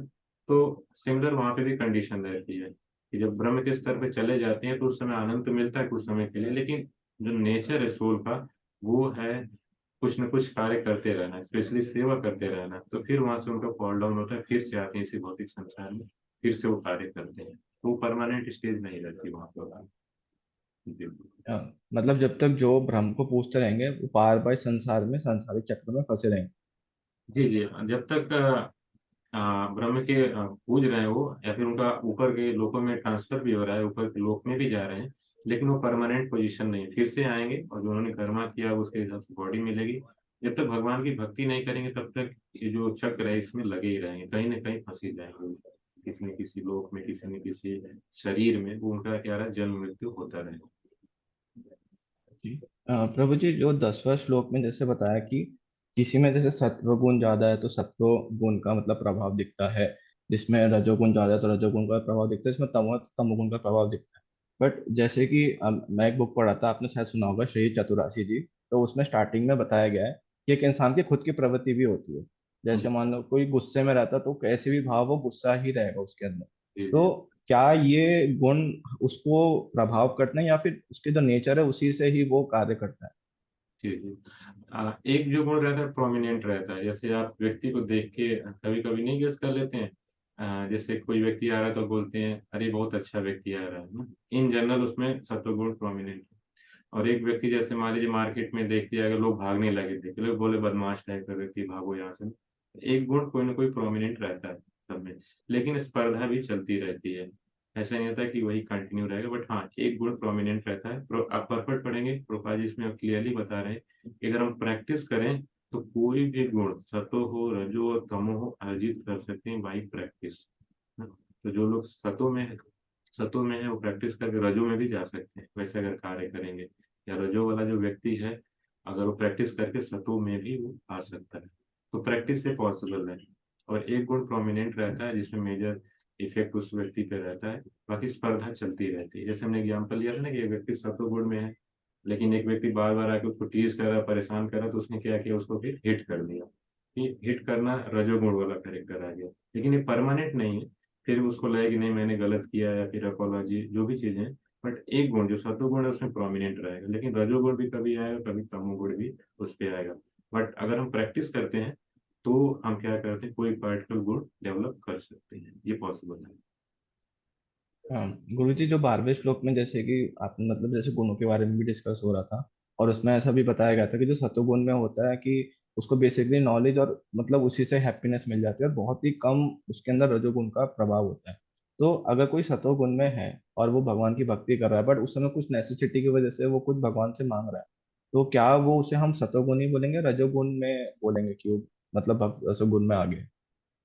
ये देखिए, एक्चुअल तीनों में से किसी में गुण में है तो प्योर भक्ति में तो नहीं आएगा, जब तक इन तीनों से ऊपर नहीं जाते हैं तो वो भक्ति में आपका काउंट होता है। एक प्रोसेस है, इसमें हम चल रहे हैं, लेकिन एक्चुअल भक्ति जो होती है, जब तक हम गुणों से पार नहीं कर पाते ना, तब स्टार्ट नहीं होती है।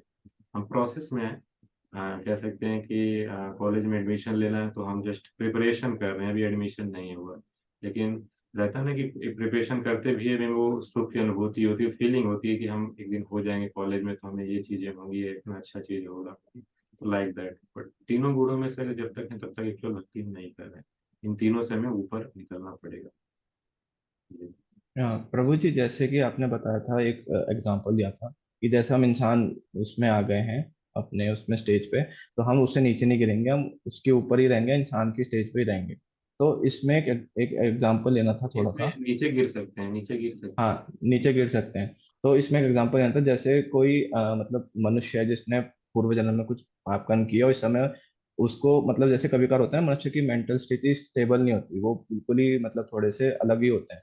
तो ये जो जन्म के कर्म है, क्या उससे उसको कुछ मतलब आगे प्रगति मिलेगी? क्योंकि वो उसकी तो स्थिति है नहीं समझने वाली, वो तो अलग ही स्थिति में है। तो उसका फिर कैसा नेचर रहेगा?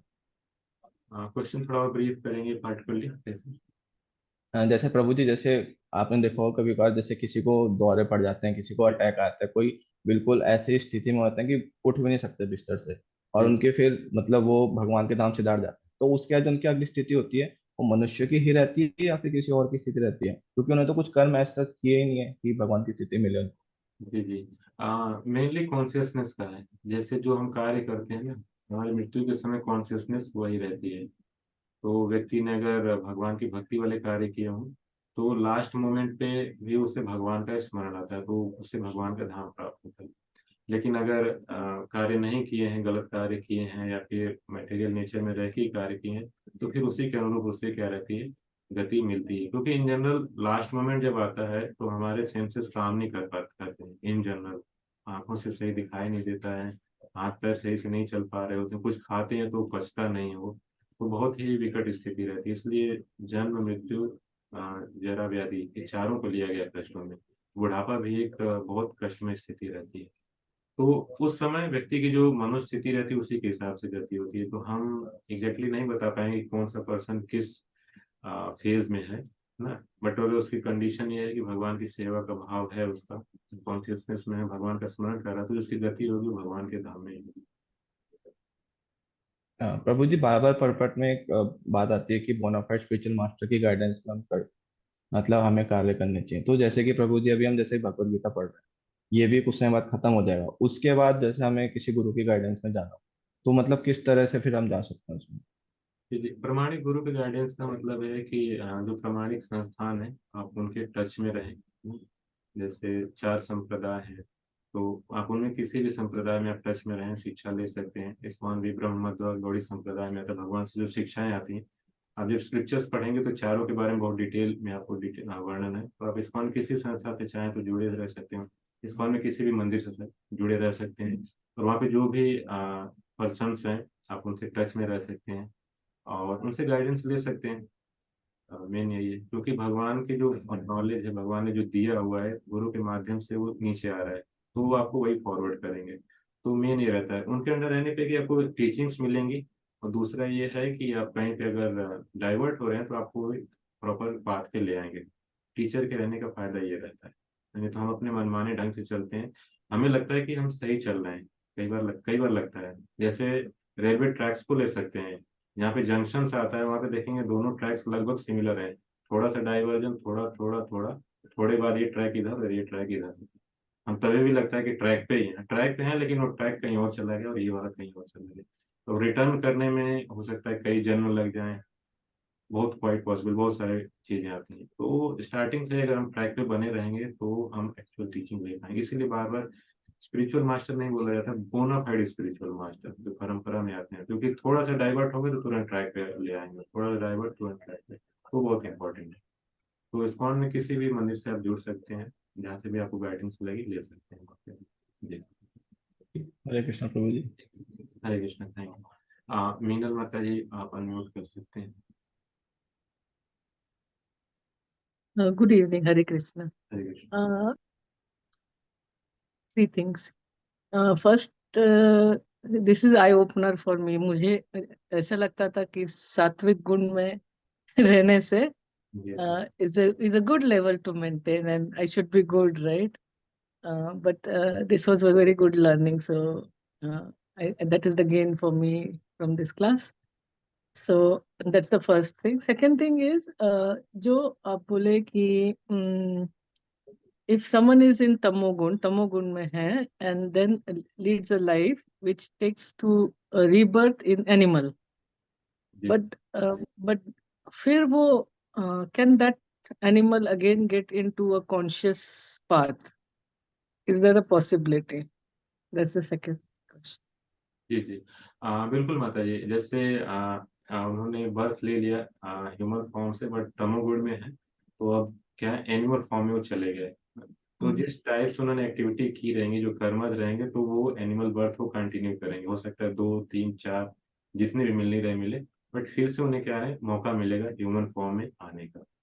बट ये पॉसिबिलिटीज हैं कि जो इस कंडीशन में अभी हैं, जो फैसिलिटीज मिली हैं वो ना मिले, इससे भी अच्छी मिल सकती हैं, खराब भी मिल सकती हैं, लेकिन वो आगे की प्रोग्रेस है वो ह्यूमन फॉर्म से ही होगी, क्योंकि बिना भक्ति किए, बिना सेंसेस प्योरीफाई किए हम तो भगवान के धाम नहीं जा सकते, भगवान की सेवा भी नहीं कर सकते हम एक्चुअली।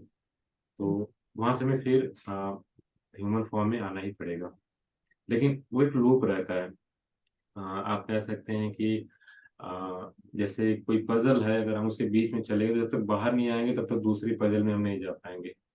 या फिर कोई एक सीक्वेंस है, एक सीरीज है, जैसे वो हम पूरी नहीं, दूसरा हमें मौका नहीं मिलेगा लाइफ में। तो हमारा जैसा Okay. नेचर है तमोगुण वाला, तो वो हमें जितने भी एनिमल लाइफ है वो हमें क्रॉस करना ही पड़ेगा, उसमें हम कुछ नहीं कर सकते जी। So the word transcendental and movement towards Krishna consciousness is exactly this. Is it so? Moving out of these three gunas. जी जी, मतलब तीन Yeah. गुण So से one बाहर, could correlate and study more around that, right? जी जी, तीन गुणों से जब हम बाहर निकलते हैं तो वासुदेव स्थिति होती है या फिर ट्रांसेंडेंटल स्थिति रहती है, तो उसमें हम एक्चुअल भगवान को जान पाते हैं। For Okay. एग्जाम्पल कि कोई भी चीज़ जैसे हमें देखना है, जानना है, तो उसके हिसाब से हमें क्वालिटी डेवलप करनी पड़ती है।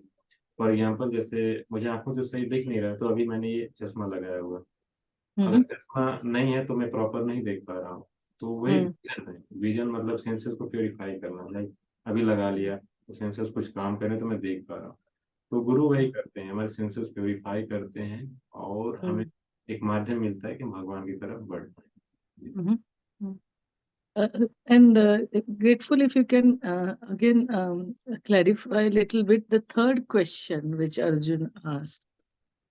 So if you could just थोड़ा सा उसको आप अगर एक बार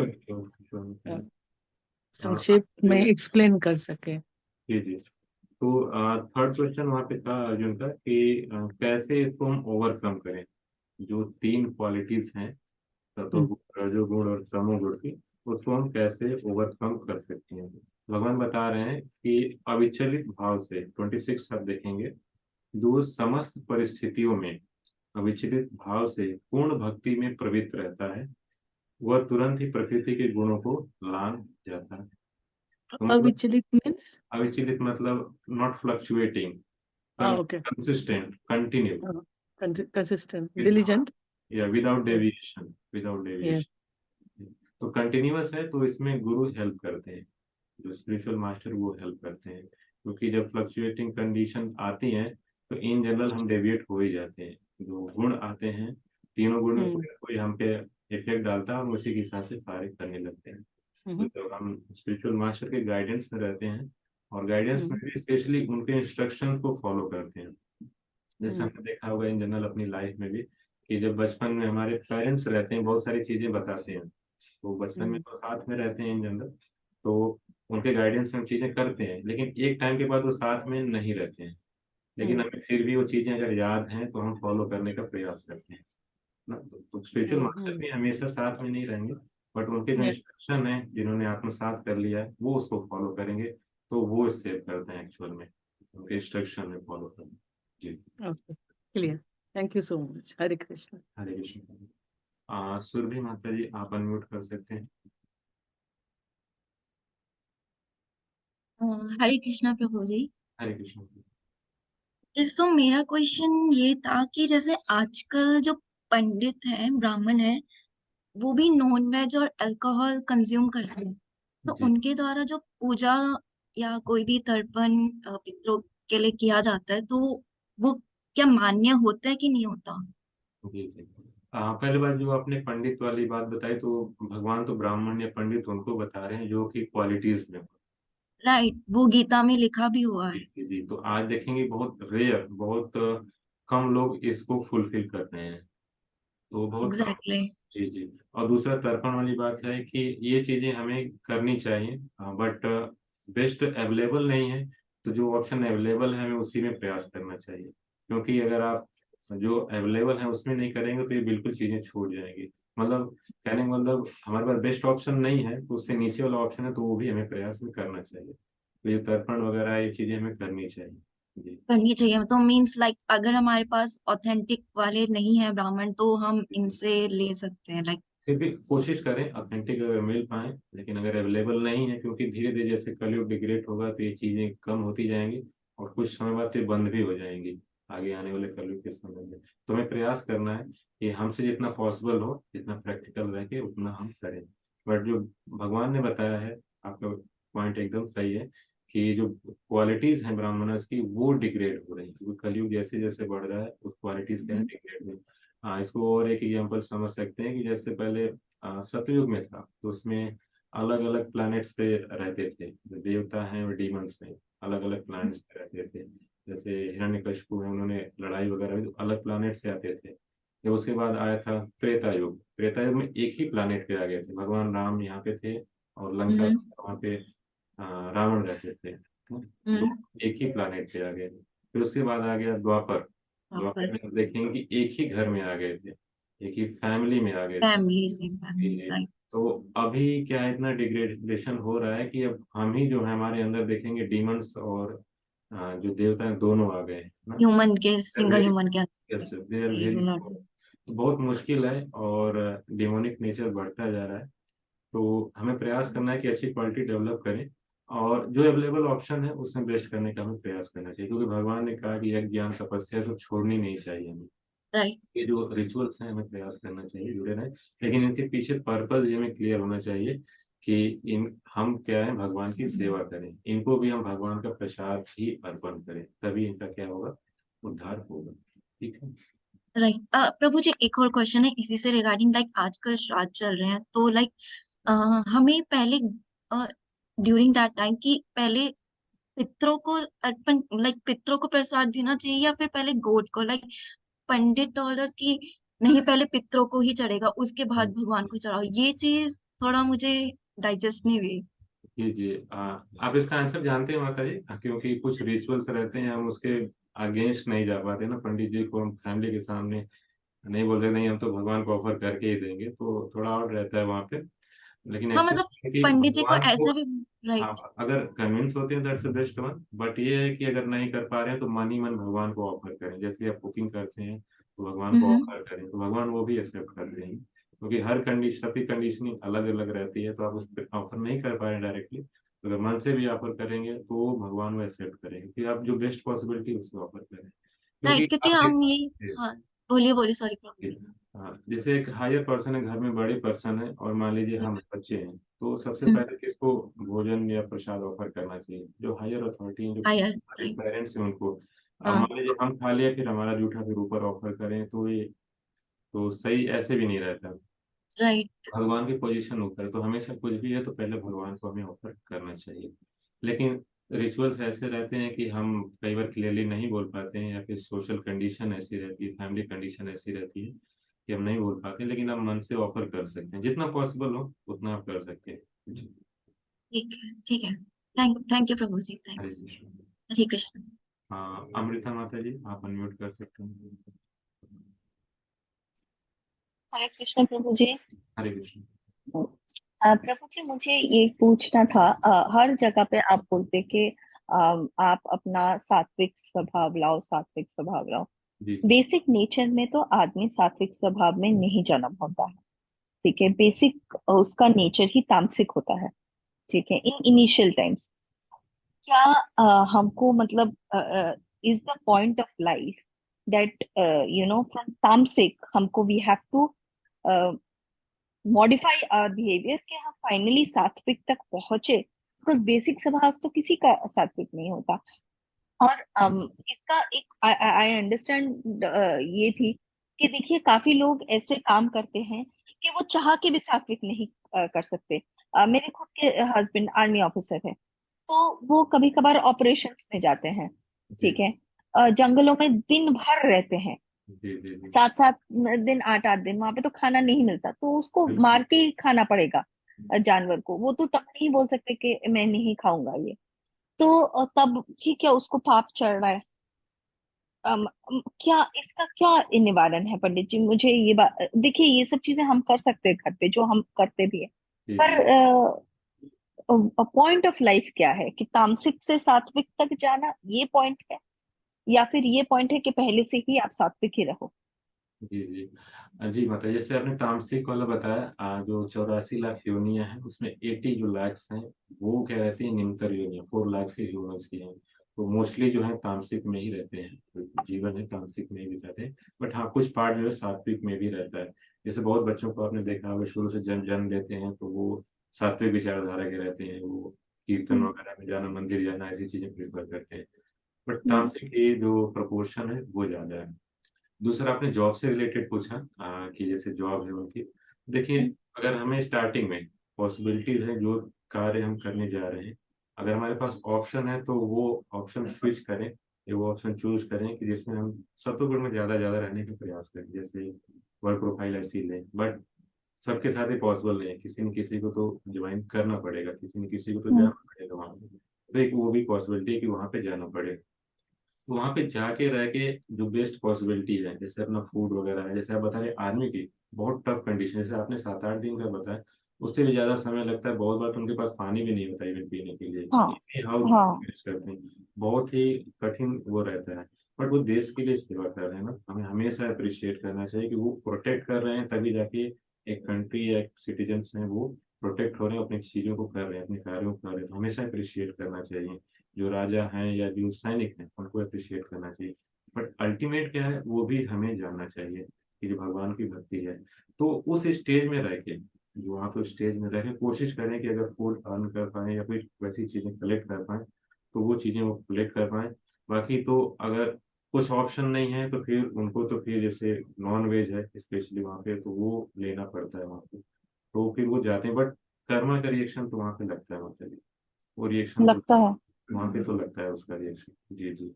क्योंकि तो किसी, पंडित जी, फिर अघोरी जिनको आदि शंकराचार्य ने खुद अघोरीज का ये किया, नागा साधुस का उन्होंने पलटन उन्होंने खुद ये किया आदि शंकराचार्य ने। तो फिर वो लोग भी तो नॉनवेज खाते, तो उनको मतलब वो तो बहुत ही प्योर साधुस है। आपको तो पता होगा कि जब कुंभ मेला होता है, हम लोग तो पहले नहा भी नहीं सकते, पहले नहाने का पहले वो हक तो जाते हैं उन्हीं उनको उनको। हाँ, उन्हीं का। एंड पहले पूजा भी उनका ही करके फिर ही हम जल चढ़ा सकते हैं। जी तो जी। फिर उनको क्यों नहीं लगता? क्योंकि वो तामसिक है। एंड तामसिक भी ऐसा तामसिक नहीं, वो लोग तो देखिए, मतलब मतलब रिएक्शन जो है कर्मा के वो तो लगते हैं, चाहे कोई भी पर्सन, क्योंकि यहाँ पे जो भी जीव हैं कभी हत्या कर रहे हैं उनको रिएक्शन तो लगता ही है।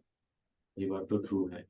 भले ही वो हम जैसे तपस्या बहुत ज्यादा कर रहे हैं, हमारे पास बहुत सारी सिद्धियां हो गई हैं, तो मे भी हम मिनिमाइज कर रहे हैं, या वैसी चीजें हम नहीं देख पा रहे हैं लोग ना, क्योंकि बहुत तपस्या करते हैं बहुत से डिवोटीज, आपने देखा होगा। हम्म, अलग अलग जगहों, हम्म, जैसे हिमालय में भी हाँ। जो लोग जाते हैं बहुत तपस्या करते हैं, तो हो सकता है अपनी शक्तियों से दिखाएं कि वो खुश हैं, या फिर ऊपर, और काफी अलग ऊपर लेवल तक चले गए। लेकिन जो उन्होंने किलिंग की है उसका रिएक्शन तो लगता है। पर मुझे ये बात समझ में नहीं आया, फिर आदि शंकराचार्य ने इनको क्यों रेज किया? एक्चुअली उन्होंने आप क्यों? जो आदिशंकर जी का पार्ट आप बता रहे हैं वो एक्चुअल देखना होगा कि क्या रेफरेंस में वो कह रहे हैं और क्या बताना चाह रहे हैं। कई बार रहता है ना कि वर्ड्स जो लिखे रहते हैं उसके पीछे भी हमें देखना रहता है, और क्या उसके पीछे आउटपुट है, मतलब क्या एग्जैक्टली बताना चाह रहे हैं वो देखना पड़े। तो आपको शेयर कर सकते हैं, वो एक बार हम पढ़ के आप और अच्छे से बता पाए। लेकिन सिंपल है, प्रकृति का जो नियम है कि फीलिंग कर रहे हैं तो उसका रिएक्शन तो हमें मिलना ही मिलना है, चाहे कोई भी रहे वो।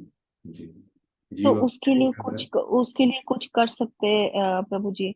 अवॉइड करें। के अवॉइड करें ये वाली चीजें, जैसे हैं, जैसे पॉसिबल हो तो ना करें ना। लेकिन अगर करना ही पड़ रहा है तो वो तो रिएक्शन लगता है, माता जी। डिपेंड करता है, जैसे आपने बताया आर्मी में है। हाँ, अब मैं क्या आर्मी में मतलब क्या बोलूं अपने हस्बैंड को कि चलो ये तुमने कर लिया, क्योंकि अगर अभी आ, प्रभु जी महीनों महीनों तक वो लोग मतलब ऐसे जगह पे रहते हैं, हंटिंग करने जाते हैं टेररिस्ट का, जहाँ पे कुछ भी नहीं है, कुछ बिल्कुल। भी नहीं है। तो जी। वहां पे तो उसको उसके पास कुछ भी नहीं है, तो मैं उसको ऐसा क्या बोलूं कि तुम ये करो कि इससे देखिए, चलो तुम्हारा कुछ जी निवारण जी, होगा। वो बैटल फील्ड में है, वो अपना युद्ध वाला जो पार्ट है वो कर रहे हैं। जैसे हमने अर्जुन के केस में भी देखा, लड़ाई वाला पार्ट है, वो तो क्षत्रिय है, अगर वैसे धर्म है उनका स्वभाव वो कर रहे हैं, वो पार्ट तो है। उससे उनको तो मिलेगा, यश मिलेगा या प्रमोशन मिलेगा, भगवान उसको अप्रिशिएट करेंगे। लेकिन अगर वहां पे इसी वाला ना केवल स्पेशली अगर टंग के लिए अगर जो व्यक्ति कर रहे हैं तो फिर उसका रिएक्शन मिलेगा। बट अगर भगवान ने जैसे उनको उनका धर्म जैसे है, जैसे देश की रक्षा करना, तो उसमें थोड़ा कंसेशन में, क्योंकि उस कार्य को करते हुए वो कर रहे हैं, लेकिन आप पूरा मिनिमाइज नहीं कर सकते। अगर उनकी कॉन्सियसनेस वैसी है, मान लीजिए बॉर्डर हम्म, पे कॉन्सियसनेस ऐसी है कि भगवान अभी मुझे ऐसी कंडीशन मिली है कि ये चीजें करनी पड़ रही हैं, तो भगवान खुद ही एम्पावर करेंगे और ऐसी कंडीशन देंगे कि फिर उन्हें वो ना करना पड़े, ना वो अच्छा ना करना पड़े, खुद ही उनको उससे बाहर निकालेंगे। जो रिएक्शंस हैं उसको मिनिमाइज करेंगे, लेकिन वो लगता तो है मतलब। जी। अच्छा। जी। प्रभु जी, और एक चीज मुझे पूछना था। आप कहाँ पे बेस्ड है? मुझे दीक्षा लेना था। दीक्षा के रिगार्डिंग माता जी इस्कॉन में ये है कि प्रोसीजर लॉन्ग, मतलब तुरंत दीक्षा नहीं मिलती है। दीक्षा के रिगार्डिंग ये है कि आप किसी से जुड़े रहें, टेम्पल से या संस्था या फिर सेंटर से आप हम्म, जुड़े रहते हैं, कंटिन्यूअस रूल्स को फॉलो करते हैं, एटलीस्ट अभी 2 साल है, no hmm, meat eating, no intoxication, no gambling, no illicit hmm, sex, ये चीजें फॉलो करते हैं, किसी के गाइडेंस में आप रहते हैं कम से कम 2 साल, तो वो रिकमेंड करते हैं ऊपर अथॉरिटी जो रहते हैं कि ये पर्सन जो है 2 साल से कर रहे हैं, 2.5 साल से कर रहे हैं, 3 साल से कर रहे हैं। तो फिर उसके बाद क्या रहते हैं कि उसमें भी आपके जो बेसिक नॉलेज है बुक्स की वो चेक की जाती है, और इंटरव्यूज होते हैं उसमें। कहने का मतलब है कि आप जब दीक्षा लेते हैं तो एक रिप्रेजेंटेटिव हो जाते हैं ना। तो रिप्रेजेंटेटिव क्या है ना कि क्वालिटी वो चेक करते हैं कि आप आपने 2 साल 3 साल ये किया है, 4 साल ये आपने फॉलो भी किया है, आपके अंदर नॉलेज भी है रीच करने का, आपका एटीट्यूड चेक करेंगे, एटीट्यूड कैसा है, पॉजिटिव है, देन आप एलिजिबल हो जाते हैं दीक्षा के लिए। तो प्रोसेस थोड़ा अच्छा लंबा है, तुरंत इसमें नहीं मिलता है ना। बहुत से लोगों को अच्छा 4 साल 5 साल भी हो जाता है, नहीं मिलता है। इंटरव्यू फाइनल वाले में फिर बोला जाता है कि आप नेक्स्ट साल फिर से ट्राई करिए। कई लोगों के साथ अच्छा ऐसा होता है। हाँ जी, हाँ जी। अच्छा। मतलब ये है कि दीक्षा लेने का मतलब यहाँ पे ये रहता है कि आप रिप्रेजेंट कर रहे हैं, और आपसे लोग देख के सीखेंगे ना, आपसे प्रयास करेंगे। तो जैसे कोई भी इन जनरल हम्म, नॉलेज संस्था में रहता है कि गए हैं दीक्षा ले लिए हैं और फिर वही हम्म, कार्य वो कर रहे हैं जिनका एक्सपेक्टेशन नहीं होता, तो बाकी लोगों का भी फेथ क्या रहता है, खराब होता है उससे। तो यहाँ पे एक अच्छा वैल्यू बनाए रखने के लिए बहुत सारे रूल्स रहते हैं, इसलिए लोग इस्कॉन में नॉर्मली दीक्षा लेने से भागते हैं। जैसे बोलते हैं अ- नो इंटॉक्सिकेशन करना है, मतलब नशा वशा हम्म, कुछ करना नहीं है, नो मीट हम्म, ईटिंग है, मीट ईटिंग नहीं है, नो गैम्बलिंग है, कोई जुआ हुआ नहीं खेलना है, कहीं शेयर मार्केट वगैरह नहीं देखना, क्रिकेट मैच हम्म, वगैरह नहीं देखना है, और in no hmm, no illicit sex, मतलब अगर मैरिड हैं तो केवल हस्बैंड वाइफ के बीच रिलेशन है, और नहीं है तो हम्म, फिर कहीं नहीं रिलेशन बोले, मतलब इसके बिना फॉरेन में लोग कहते हैं कि इसके बिना जी कैसे रहे हो आप लोग, यही 4 चीजें तो है जीवन का आधार, उनका तो ये कहना है। लेकिन इस्कॉन में क्या है कि इन 4 चीजों को रिस्ट्रिक्ट किया गया है, तो हम्म, बहुत कम लोग फिर इसी तरफ अट्रैक्ट होते हैं फाइनल दीक्षा के लिए, या फिर जो प्रोसेस रहता है 2 साल 3 साल 4 साल का, उसमें बहुत से लोग फिर डेविएट हो जाते हैं कि अरे इसमें कुछ नहीं रखा है, फिर वापस चले जाते हैं खाने पीने में और एंजॉय करने में। लेकिन अच्छा स्पिरिचुअल लाइफ में माता जी सेंसेस को कंट्रोल करना बहुत जरूरी है, और जो धर्म के 4 स्तंभ बताए गए हैं उन्हीं के बेसिस पे 4 चीजें हैं ना। जैसे इंटॉक्सिकेशन करते हैं, एक अगर डिस्कस करें, इंटॉक्सिकेशन करते हैं तो सेंसेस हम कैसे कंट्रोल कर पाएंगे। मान लीजिए बहुत ज्यादा हम नशा करते हैं, और भगवान हम्म, को हमें समझने के लिए हमें सेंसेस कंट्रोल में होने चाहिए, जैसे मेन प्रकृति के 3 गुण, सेंसेस तो कंट्रोल में रहेंगे ही नहीं, तो हम्म, नशा जो है वो बैन है यहाँ पे। बाहर के लोग सोचेंगे नशा बैन है मतलब कैसे रहते हैं, हमें तो भाई चाहिए सैटरडे संडे तो कम से कम हम खाते पीते हैं बाहर जाके, वो भी लोग बंद करा देंगे, फिर हम कमा किसके लिए रहे, बहुत सारी चीजें रहती हैं। तो इस कोने अच्छा वाले रिक्शा के लिए प्रोसीजर थोड़ा लंबा है इसमें। लेकिन अगर आप जुड़े हैं कहीं किसी से, कंटिन्यूअस टच में है, मतलब अपडेट्स हैं कि आप रेगुलेटरी प्रिंसिपल फॉलो कर रहे हैं, तो वो रिकमेंड करते हैं, वो रिकमेंड करते हैं, मतलब 2 साल बाद दीक्षा हो अच्छा जाएगी कंफर्म नहीं है, दैट्स अ रिकमेंडेशन, नहीं कि दिस पर्सन इज अच्छा following the rules and regulation from last 2-3 years like that. अच्छा जी। अच्छा अच्छा अच्छा। क्योंकि प्रभु जी, आप जो जो रूल्स बोल रहे हैं, रूल्स बहुत टफ है, मैं मानती हूँ। पर जब से मैंने सुनना शुरू किया है आपको, बहुत सारी चीजें तो मैंने छोड़ दिया था, खैर। पर बहुत सारी चीजें आपसे आपका सुन सुन के भी मैंने छोड़ दिया है। तो बहुत लोग तो बोलते हैं कि इस्कॉन ने कन्वर्ट कर लिया है तुमको, वो कैप्चर कर लिया है तुमको। तो मैं बोलती हूँ कि अगर कैप्चर करना ये है तो भैया कैप्चर कर लो, मतलब पूरा ही शुद्ध कर दिया है, तो इसलिए मैं इंटरेस्टेड हूँ थोड़ा दीक्षा में। मैं डेफिनेटली इस्कॉन को अप्रोच करूंगी, और अगर रिकमेंडेशन हुआ तो जरूर मैं श्योर श्योर, ये इसके लिए कर ट्राई सकते हैं। करूंगी। इसके लिए सिंसियरिटी शो करता है, दीक्षा वगैरह के लिए आगे बढ़ते हैं तो सिंसियरिटी शो करता है कि आप लाइफ लॉन्ग जो चीजें फॉलो करना चाहते हैं और अपने जो धर्म है उससे जुड़े रहना चाहते हैं, एक कमिटमेंट भी होता है ये। और एक्चुअली थोड़ा बहुत आप सुन रहे हैं मेरे थ्रू, मेरा इसमें कुछ नहीं, मैं बस प्रयास कर रहा हूँ। जैसे एक्चुअली श्रीला प्रभुपाद एंड भगवान कृष्ण है, वो हैं इसके पीछे, बस मैं प्रयास कर रहा हूँ आप लोगों को जो सेवा मिला उसको करने का। बाकी इसके पीछे मेरा कोई क्रेडिट नहीं, इसके पीछे है कि मेरा खुद का शुद्धिकरण हो रहा है इस चीजों को बोलने से, बताने से, क्योंकि बोलते हैं तो खुद रहता है खुद भी आप अप्लाई करो अपने जीवन में, है कि नहीं। तो ये चीजें रहती है, तो मेन जो इसके पीछे क्रेडिट है वो शीला प्रभुपाद, गुरु परंपरा और भगवान कृष्ण रह जाता है। और आप जैसे सोशल रहते हैं, आसपास रहते हैं, तो लोग बोलते हैं सर इस कौन में गए हैं तो ये चेंज हो रहे हैं। तो जो सोशल आपका एस्पेक्ट है उसको कोशिश करें एडिटेड जैसा बनाए रखने का। जैसे माता जी हैं, मीनल माता जी, ये बता रहे थे कि लास्ट टाइम जब यात्रा पे गए थे तो बहुत टफ रहता है मैनेज करना, क्योंकि लोग बोलते हैं कुछ खाने पीने चलो, कुछ शॉपिंग करो। स्पेशली जब इंटरनेशनल ट्रिप्स पे आप रहते हैं ना, तो वहाँ पे तो बहुत से लोग आते हैं, हमसे मिलते हैं, बताते हैं। इंटरनेशनल ट्रिप पे एक रहता है आपका ऑब्जेक्टिव ऑफिस से काम करना, वो सब ऑब्जेक्टिव बन जाता है। प्राइमरी ऑब्जेक्टिव बनता है कि उस देश में जा रहे हैं, उस लैंड पे जा रहे हैं, तो हम कैसे ज्यादा ज्यादा भोग करें। प्राइमरी ऑब्जेक्टिव हाँ बहुत लोगों का ये हो जाता है ना। हाँ हाँ तो बहुत मुश्किल रहता है, कोशिश करना चाहिए, क्योंकि मृत्यु के समय कोई काम नहीं आएगा। आएंगे तो हमारी जो कॉन्शियसनेस जो हमने प्रैक्टिस की है वो आएगी, और भगवान है वो देखेंगे कि क्या है, तो फाइनल जजमेंट तो उनको देना है। तो हमें उनके लिए वर्क करना है। बट नो डाउट हमारे पास फैमिली है, हमारे बहुत सारी रिस्पॉन्सिबिलिटीज हैं, उनको करते हुए भी हमको आगे बढ़ना है। और आप हस्बैंड हैं, आप उनके लिए प्रेयर कर सकते हैं कि ऐसी स्थिति में कम से कम रहें या फिर ना जाएं, क्योंकि आर्मी की लाइफ बहुत ही टफ होती है, बहुत ही ज़्यादा टफ होती है। कितने टफ सिचुएशन में लगते हैं वो ही बता सकते हैं एक्चुअल में। जैसे एक भागवत में बताया गया कि जो मदर हैं, जब वो बच्चे को जन्म देती है तो कितना पेन होता है। बाकी लोग बोल सकते हैं कि हाँ इतना पेन होता है ऐसे, लेकिन वो जो मदर है वो जानती है कितना वही होता है। वही। जो आर्मी हाँ वाला पर्सन है वो जानता है कि इतना टफ होता है, तो बता सकते हैं ऐसे स्क्रिप्चर में जो जो उनके बारे में एक्चुअल बताया है। बट हम रियलाइज एक्चुअल में नहीं कर सकते जब हमारे तक 3 गुणों से ऊपर नहीं है, जैसे हमने डिस्कस किया। बट लाइफ उनकी बहुत टफ रहती है, बट जो स्क्रिप्चर्स में है वो तो ट्रू है ना। तो हम प्रेयर कर सकते हैं, आप भी प्रेयर कर सकते हैं कि कंडीशन में उन्हें कम ना वैसे जाना पड़े, या कम से कम रहे, भगवान उनसे उनको बाहर मिले, या फिर कोई ना कोई हेल्प ऐसी मिल जाए उनको कि वो जो सिंपल एक्टिविटी उनसे दूर रहें। कर तो ड्यूटी रहे हैं, परिवार की सेवा करने की कोशिश करें, देश की सेवा करने की कोशिश करें, लेकिन जो पार्ट है भगवान का रूल जो यूनिवर्सल है वो तो सबके लागू होता है।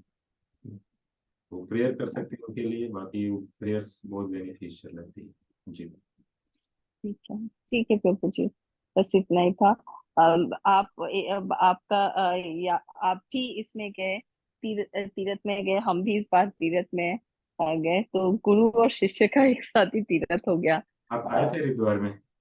नहीं नहीं, हरिद्वार में नहीं, मैं पद्मनाभ स्वामी से हाँ हाँ, मिलने गई थी। तो लास्ट ईयर हम बहुत लोग ही गए थे, बहुत अच्छा टाइम था। अच्छा, बहुत सुंदर। है ना, और तो ये सुबह जितने, साढ़े जी जी, जितने भी साढ़े ड्यूटी, तीन बजे गए। हाँ जी, इंडिया में भारत में रहने का फायदा ये है कि आसपास आपके बहुत से तीर्थ स्थल हैं, हमें जाना चाहिए, प्रयास करने का, और वहाँ पे जा करके जो साधुओं का श्रवण करना चाहिए। श्रवण इम्पोर्टेंट है, उस जगह जो जा रहे हैं उसके बारे में इम्पोर्टेंट समझे।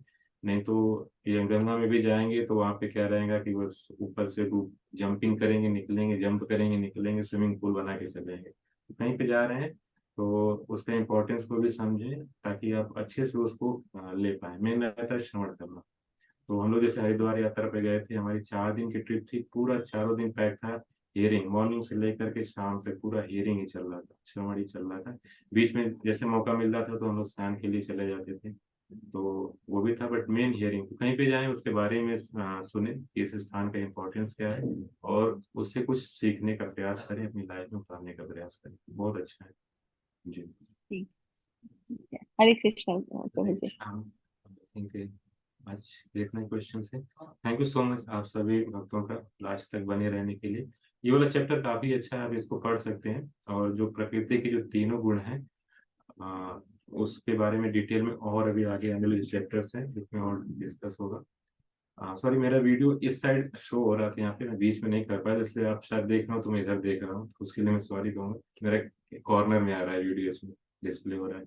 आज थोड़ा सा वो होस्ट बनाने में थोड़ा सा हो गया था, तो मेरा वीडियो कॉर्नर में, तो उसको मिडिल में नहीं कर पाया, तो मैं बार बार देखना पड़ा था कि क्या आ रहा है वहाँ पे। Sorry for that.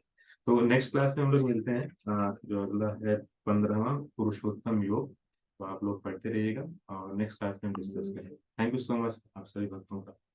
हरे कृष्णा। श्रील प्रभुपाद की जय। भगवद गीता की जय।